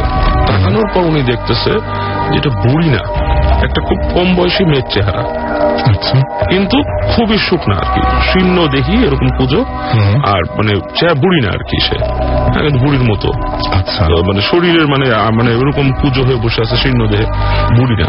তো সে ওনার দিকে তাকায় শুধু বললো কি যে বাড়ি যা, হ্যাঁ জায়গাটা খারাপ ছিল তাই এগিয়ে দিলাম তোকে। এটা হচ্ছে বুড়িটা বলতেছে। তো উনি খুবই ভয় পেয়েছে এবং কিছুক্ষণের মধ্যে উনি আবার তাকায় দেখে বুড়িটা ওই জায়গায় নাই যেখানে থাকার কথা। আচ্ছা, তারপর উনি আস্তে আস্তে হেঁটে বাসায় চলে আসে আর কি। ওকে, থ্যাংক ইউ আমাদের সাথে এরকম একটা ঘটনা শেয়ার করার জন্য। আমি দেখতে পাচ্ছি যে অনেকেই আমাদের SMS করছেন, অনেকেই SMS করে একটা কথা কিন্তু আমি দেখছি যে অনেকেই SMS এর মধ্যে বলছেন, আর সেটা হচ্ছে যে অনেক ঘটনা আছে। একটু আগে দেখলাম যে একজন বলছেন তার কাছে অনেক জিনের ঘটনা আছে, অনেকেই অনেক ঘটনা বলতে চাচ্ছেন। তো যে ঘটনাগুলো আপনারা বলতে চান সেই ঘটনাগুলো আমাদের ইমেল করে পাঠিয়ে দিন। আমাদের ইমেল অ্যাড্রেসটি হচ্ছে bhutfm@radio40.fm, which is bhutfm@radioforti.fm। এখানে আপনার নাম, ঠিকানা এবং ফোন নাম্বার সহ আপনাদের ঘটনাগুলো পাঠিয়ে দিন। অবশ্যই কেউ এরকম ভাবে ইমেল পাঠাবেন না। অনেক ইমেল আমি পাই যে ইমেলগুলোতে শুধুমাত্র লেখা থাকে এটা যে আমার অনেক ঘটনা আছে, প্লিজ কল মি। তো এই আমি আপনার অনেক ঘটনা আছে আমি জানি, হয়তো আছে, কিন্তু সেই ঘটনাগুলো কেমন বা সেই ঘটনাগুলো আসলেও অন্যদের চাইতে ভালো কিনা সেটা কিন্তু আপনার ঘটনাগুলো না পাঠানো পর্যন্ত আমি বুঝতে পারছি না। সো আপনাকে অবশ্যই ঘটনাগুলো পাঠিয়ে দিতে হবে। যারা দেশের বাইরে রয়েছেন তাদের জন্য বলবো যে সবচেয়ে ভালো উপায় হচ্ছে আপনারা যদি আপনাদের ঘটনাগুলো আমাদেরকে একটা মানে রেকর্ড করে অডিও ফাইল বা অডিও ক্লিপ যদি আপনারা পাঠিয়ে দেন, তাহলে সেটা আমরা প্লে করে দিতে পারি আপনার জন্য। আমি দেখতে পাচ্ছি যে আমাদের এই মুহূর্তে শাহাদেব SMS করেছেন মির্জাপুর থেকে। এছাড়া আমাদের টুটুল SMS করেছেন আমাদেরকে জিম মগবাজার থেকে। এছাড়াও আমাদের SMS করেছেন নিশি, SMS করেছেন আমাদের নুসরাত রাজশাহী থেকে। অনেকদিন পর তিনি SMS করলেন। এবং আমাদেরকে আকিব SMS করেছেন লালবাগ থেকে, ভূত FM জোস। আমাদেরকে কবির বাগেরহাট থেকে SMS করেছেন, ভাই আমার SMS কেন পড়া হয় না? পড়া হলো আপনার SMS। আমি SMS যখন বেশি পড়ি তখন অনেকেই যারা SMS পাঠান না তারা খুব রাগ করেন, আবার যখন SMS কম পড়ি তখন যারা SMS পাঠান তারা রাগ করেন। মানে SMS যারা পাঠান তারা প্রচুর এবং যারা পাঠান না তারাও প্রচুর। এখন আমি কি করবো আমি ঠিক বুঝতে পারছি না। যাই হোক, আমি যতটা সম্ভব আপনাদের SMS পড়ে ফেললাম। এছাড়াও রিন্টু আমাদের SMS করেছেন এবং তিনি SMS করেছেন আমাদেরকে রিন্টু শুভ্র, তিনি আমাদের SMS করেছেন বিনোদপুর রাজশাহী থেকে। হাফিজ জুরাইন থেকে আমাদের SMS করেছেন। আমাদেরকে SMS করেছেন রানা, SMS করেছেন মিল্টন নরসিংদী থেকে। নিলয় ধানমন্ডি 15 থেকে আমাদের SMS করেছেন। যাই হোক, আমরা চলে যাব আবারও ঘটনায়। এই মুহূর্তে আমাদের সঙ্গে আরো একজন নতুন একজন গেস্ট আমাদের সঙ্গে আছেন এবং তিনি জয়েন করেছেন। আপনার নামটা একটু প্লিজ বলবেন সবাইকে। থ্যাংক ইউ রাসেল ভাইয়া। হ্যালো লিসনার্স, আমি দীপু বলছি, পুরান ঢাকা থেকে, কলতাবাজার থেকে আসছি। আমি একটা প্রাইভেট কোম্পানিতে জব করি। ওকে। তো রাসেল ভাইয়া, আমার ঘটনাটা হচ্ছে এরকম, যেটা আমার আন্টির সাথে ঘটে যাওয়া ঘটনা। এটা 1981 সালে ঘটনা। আচ্ছা। তখন আমার আন্টি প্রেগনেন্ট ছিলেন, 7 মান্থ চলছিলেন। তো একদিন হঠাৎ করে রাসেল ভাই ওনার পিঠা খেতে ইচ্ছে করলো। তো দেন যে কথা সেই কাজ সবকিছু মিলে আমার নানুর সাথে সে যখন পিঠাটা রেডি করলেন তখন প্রায় রাত্র 9টা বেজে যায়। তো 9টা বাজার পিঠা ভাজা প্রায় শেষ। তো হঠাৎ করে উনি যেটা নোটিস করলেন যে কিচেনের সামনে একটা কালো বিড়াল চলে আসলো রাসেল ভাই। তো কালো বিড়ালটা এসে কেমন ওনার দিকে এক দৃষ্টিতে তাকিয়ে থাকলো। উনি কিছু না ভেবে ওই মাছ কাটার এক ধরনের কাঠের টুকরো থাকে, ওই কাঠের টুকরোটা বিড়ালের মাথায় ছুঁড়ে মারলেন।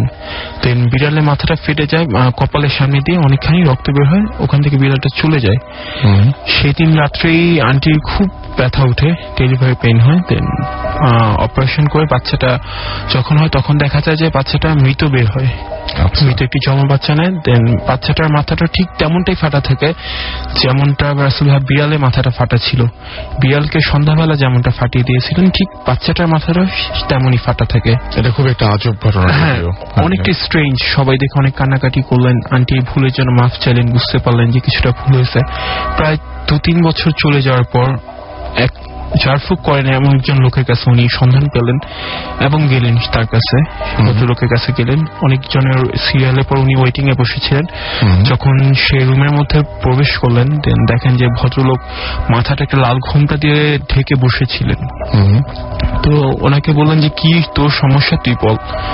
তো উনি সবকিছু খুলে বলেন যে এরকম আমার একটা বাচ্চা বেবি হয়েছিল, সে মারা যায়, এরপর থেকে আমি এখন বেবি কনসেপ্ট করতে পারতেছি না।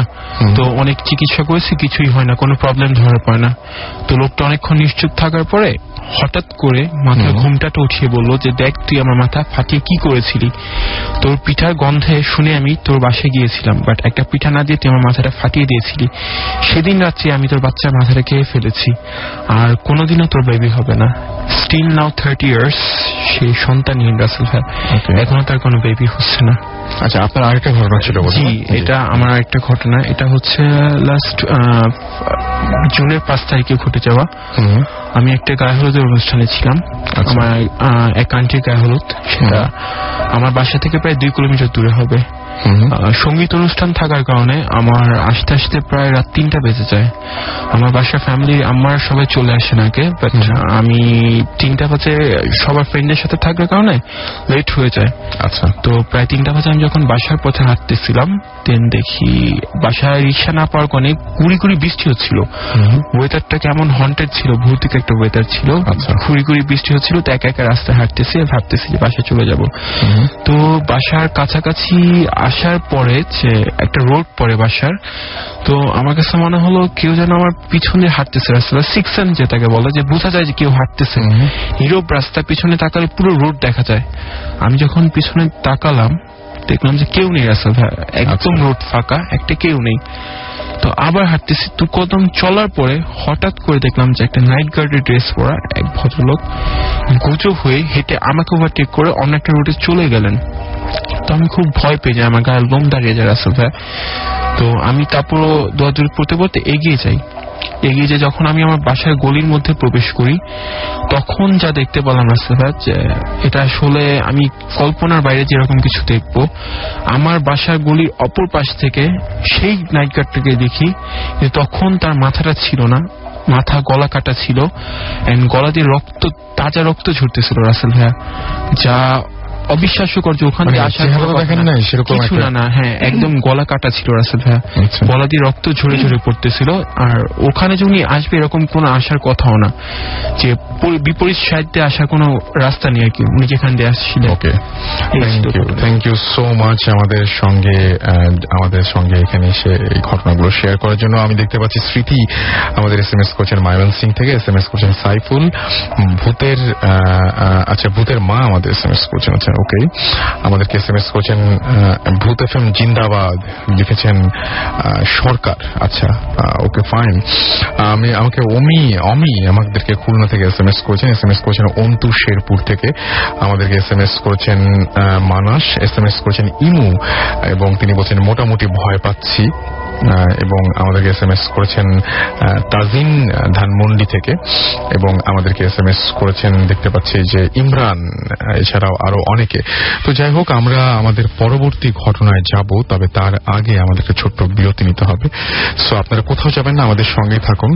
আর ইন দ্য মিন টাইম আমাদের যারা SMS পাঠিয়েছেন তাদেরকে SMS পাঠানোর নিয়মটি বলে দিই। মোবাইলের মেসেজ অপশনে গিয়ে টাইপ করুন SHOUT শাউট স্পেস আপনার নাম স্পেস আপনার মেসেজ, আর পাঠিয়ে দিন 9840 নম্বরে। ছোট্ট একটা বিরতির পরে আমরা ফিরে আসছি আবারও, কোথাও যাবেন না।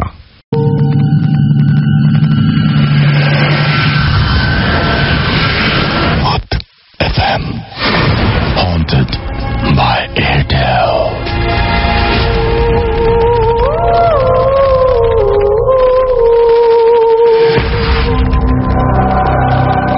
শুনছেন সবসময় রেডিও ফুর্তি, ঘড়িতে সময় রাত 1:32 আমি রাস্তায় আছি আপনাদের সাথে, এবং আপনারা যারা এখনো পর্যন্ত রাত জেগে আমাদের সঙ্গে রয়েছেন তাদেরকে অনেক অনেক অনেক অনেক ধন্যবাদ। আমি দেখতে পাচ্ছি যে এখনো আপনাদের SMS পাচ্ছি আমি, এবং আপনারা বিভিন্ন জায়গা থেকে, বাংলাদেশের বিভিন্ন জায়গা থেকে SMS পাঠাচ্ছেন। কাব্বি আমাদের SMS করেছেন ময়মনসিংহ থেকে, ইফাদ আমাদের SMS করেছেন, তিনি বলছেন যে আজকের ঘটনাগুলো খুবই মজার, থ্যাংক ইউ আমাদের সঙ্গে থাকার জন্য।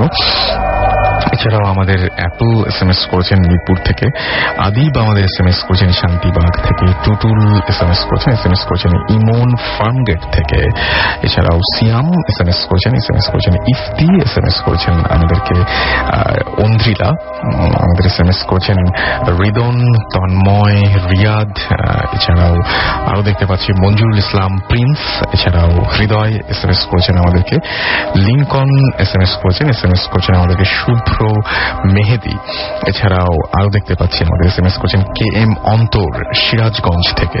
সো যারা SMS করছেন এবং যারা SMS করতে চান তাদেরকে বলি, মোবাইলের মেসেজ অপশনে গিয়ে টাইপ করুন SHOUT শাউট স্পেস আপনার নাম স্পেস আপনার মেসেজ, আর পাঠিয়ে দিন 9840 নম্বরে।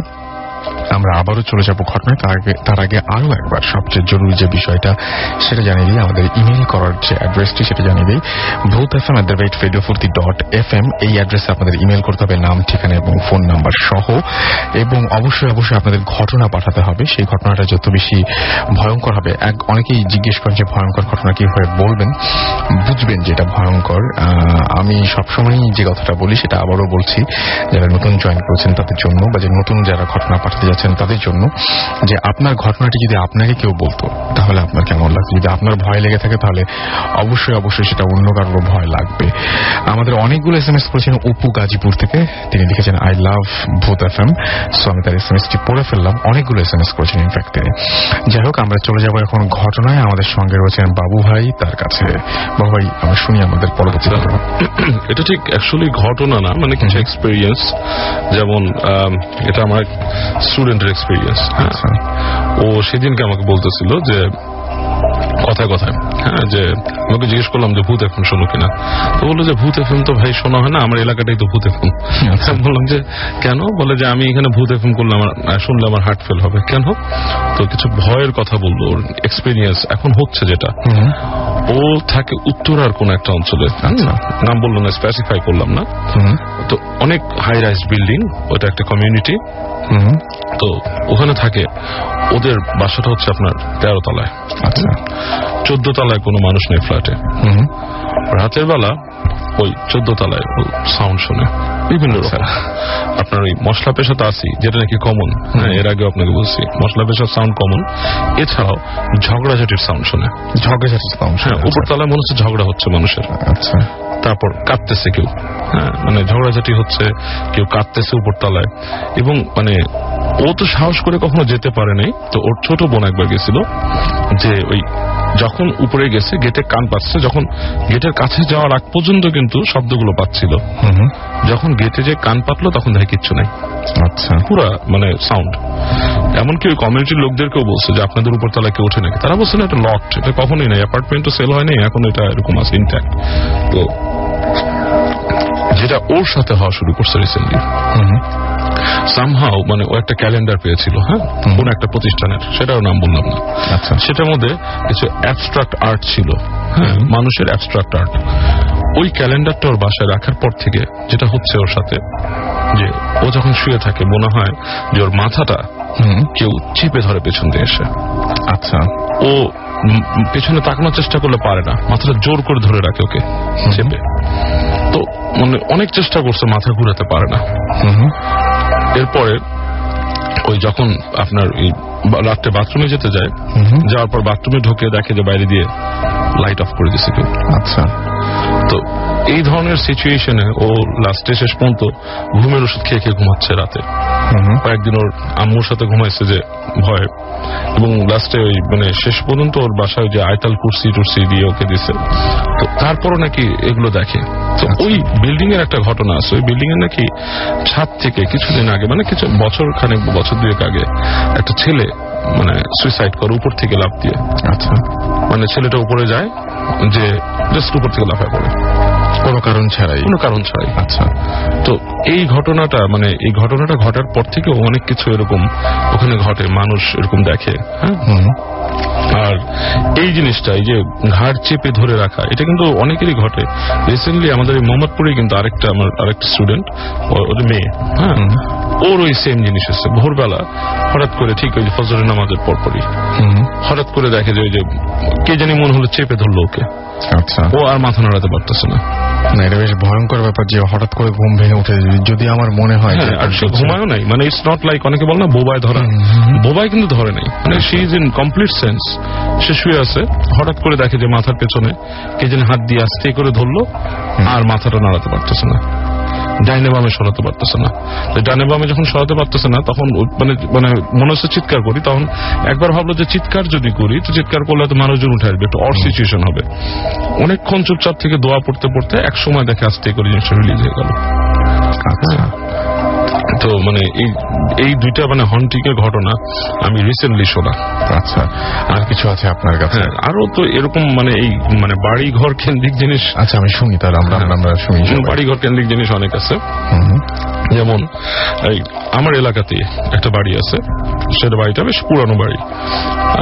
তো ওইখানে নাকি অনেকে দেখতো আর কি, রিসেন্টলি আমি শুনি নাই, লাস্ট ধরেন 4-5 বছর আগে শোনা যে ওই সিঁড়ি ঘরের কাছে মানুষ দেখতো একটা মানুষ দাঁড়ায় আছে। তো দেখার পরে রাতের বেলা, বিশেষ করে নর্মাল যে মানুষ দাঁড়ায় আছে, তো দূর থেকে তো ডিটেক্ট করা যায় নাকি।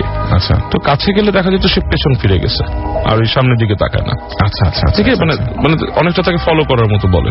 আচ্ছা, ফলো করে ওই বাড়ির মানুষটাই বেশি হয়, যেটা বাসাতে গেট খোলা, ভিতরে ঢুকে যায়, ঢুকে আস্তে আস্তে দেখে যে বাড়িটার মাঝখানে একটা বেশ উঠানের মতো আছে, ঘুরে পেছনের রুম দিয়ে বের হয়ে যেত, পেছনে দরজার কাছে যে নাই। আচ্ছা, বেশ উইয়ার্ড কিন্তু এই জিনিসটা। এবং ওই বাড়ির ছাদের উপরেও কিন্তু অনেকে আলো দেখছে রাতের বেলা, মানে বেশ একটা বড় উঁচু, মনে হচ্ছে যে আগুন জ্বলছে। এই জিনিসটা আমি অনেক জায়গায় শুনি, এটা গ্রামগঞ্জ শুধু না, শহরে অনেকে দেখেছে যে গাছের মাথায় দেখা যায়, ছাদের উপরে দেখা যায়, দূরে কোথাও দেখা যায়, এরকম দেখা যায়।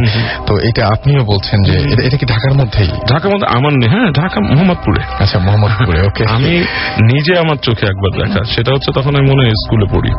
আমি আসতেছি রাস্তা দিয়ে হেঁটে, তো আমি দেখলাম যে একটা আগুনের কুণ্ডুলি মানে বেশ দূর থেকে উড়ে আসলো, এসে একটা বাড়ি আছে, কিন্তু ঘটনাগুলো কিন্তু ঘটে সব পুরান বাড়িতেই, যেগুলো আগে তৈরি করা আর কি। আচ্ছা, দেখলাম আগুনের কুণ্ডুলিটি ওই বাড়ির ছাদের মধ্যে গেল, এবং বেশ বড় একটা মানে রেডিয়াস, মানে বড় একটা বল আগুনের গেল। আমি দ্বিতীয়বার যখন তাকাইছি, বলটা নাই। আচ্ছা, এই আগুনের কাহিনী কিন্তু অনেকেই দেখে, এবং ঠিক মানে আমাদের মানে বলবো না যে বেশি স্পেসিফাই হয়ে যাবে, আমাকে যদি চিনে ফেলে। এবং আমার কাছাকাছি একটা বাড়িতেই দেখা যেত, ওই বাড়ির ছাদের পানির ট্যাঙ্কির পাশে আগুন জ্বলতো। এটা আপনি নিজে দেখেছেন? হ্যাঁ, আমি নিজে দেখছি, আমার সাথে এক ফ্রেন্ড সেও দেখছে, এবং সেও বলছে যে আমি আগুন দেখছি ওখানে।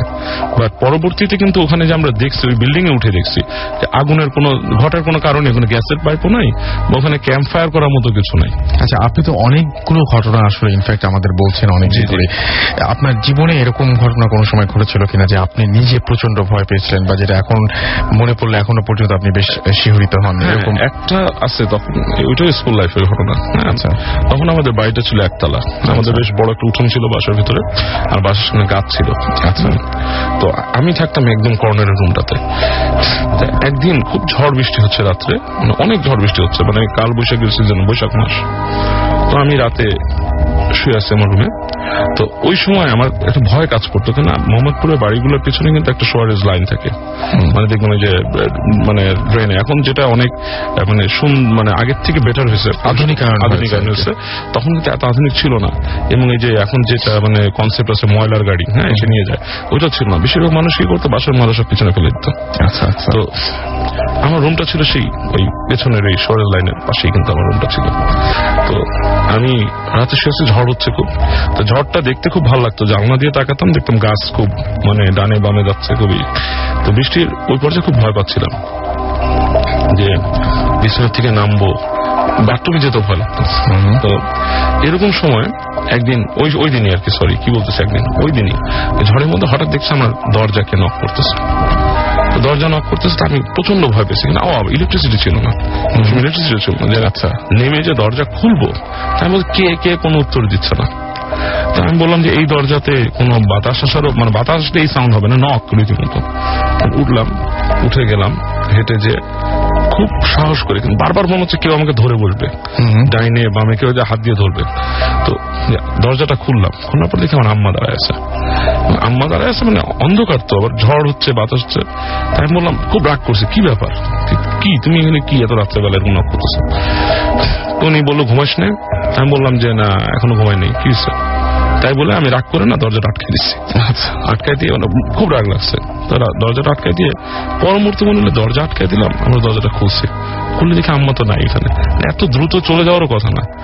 পরের সিনটা যে দেখলাম যে আম্মার রুমটা, আমাদের মাঝখানে উঠান ছিল, তো উঠান ক্রস করে আম্মার রুমের দরজাটা দেখি বন্ধ।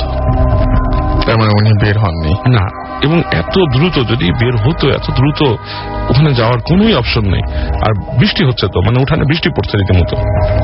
এবং জিনিসটা হচ্ছে, পরদিন যখন আমি জিজ্ঞেস করছি যে তুমি কি আমার রুমে রাত্রে নক করছিলে নাকি, বল না আমি নক করি নাই। হ্যাঁ, সেটাই। আমরা আবারও ঘটনায় যাব। আমি একটু আগেও আসলে যে এখন শুনছিলাম বাবু ভাইয়ের কাছে, একটু আগে আমাদের সাথে আরো একজন আপু এসেছিলেন, তিনিও শেয়ার করলেন যে তারও এক সময় মনে হচ্ছিল যে আসলেই কোনটা আসল, মাথার কাছে দাঁড়ানো যে ভদ্রলোক তিনি কি তার হাজবেন্ড, নাকি যিনি তার পাশে আছেন তিনি তার হাজবেন্ড। মানে একই সঙ্গে দুজন মানুষকে তিনি দেখতে পাচ্ছেন, কে আসল মানুষ সেটা বুঝে বের করা মুশকিল। এখন বাবু ভাই আবার ওরকম বললেন যে দরজা নক করছিল, বাইরে বের হয়ে দেখেন যে আম্মু নেই। তো ব্যাপারটা হচ্ছে যে আমাদের পরিচিত, চিরপরিচিত মানুষজন, সেই মানুষজনগুলোও যদি এরকম, মানে আমরা যদি বিভ্রান্ত হতে হয় যে আসলে এটা আসল মানুষ কিনা, বা আমার পাশে যিনি আছেন বা আমার সঙ্গে যিনি আছেন, আমার বাসার ভেতরে যে মানুষগুলো আছেন, ভয় পেলে যাদেরকে আমি ডাক দেই বা যাদের কারণে আমি ভয় পাচ্ছি না, তারাও আসলে আসল কিনা, যখন এই কনফিউশনের সৃষ্টি হয় তখন ব্যাপারটা আরো অনেক বেশি দুর্বিষহ হয়ে ওঠে, এটা আমি বুঝতেই পারছি। যাই হোক, আমাদের কাছে বেশ কিছু SMS রয়েছে। পাইলট আমাদের SMS করেছেন আরানি রাজশাহী থেকে, আমাদেরকে হারুন SMS করেছেন রাজশাহী থেকে, জিৎ 47 আমাদের চট্টগ্রাম থেকে SMS করেছেন আমাদেরকে রোমান্টিক ভূত নারায়ণগঞ্জ থেকে। এছাড়া আমাদের SMS করেছেন রুশিল দিয়া মিরপুর 14 থেকে, আমাদের SMS করেছেন আরিফ, SMS করেছেন আমাদেরকে অনন্যা, SMS করেছেন আমাদেরকে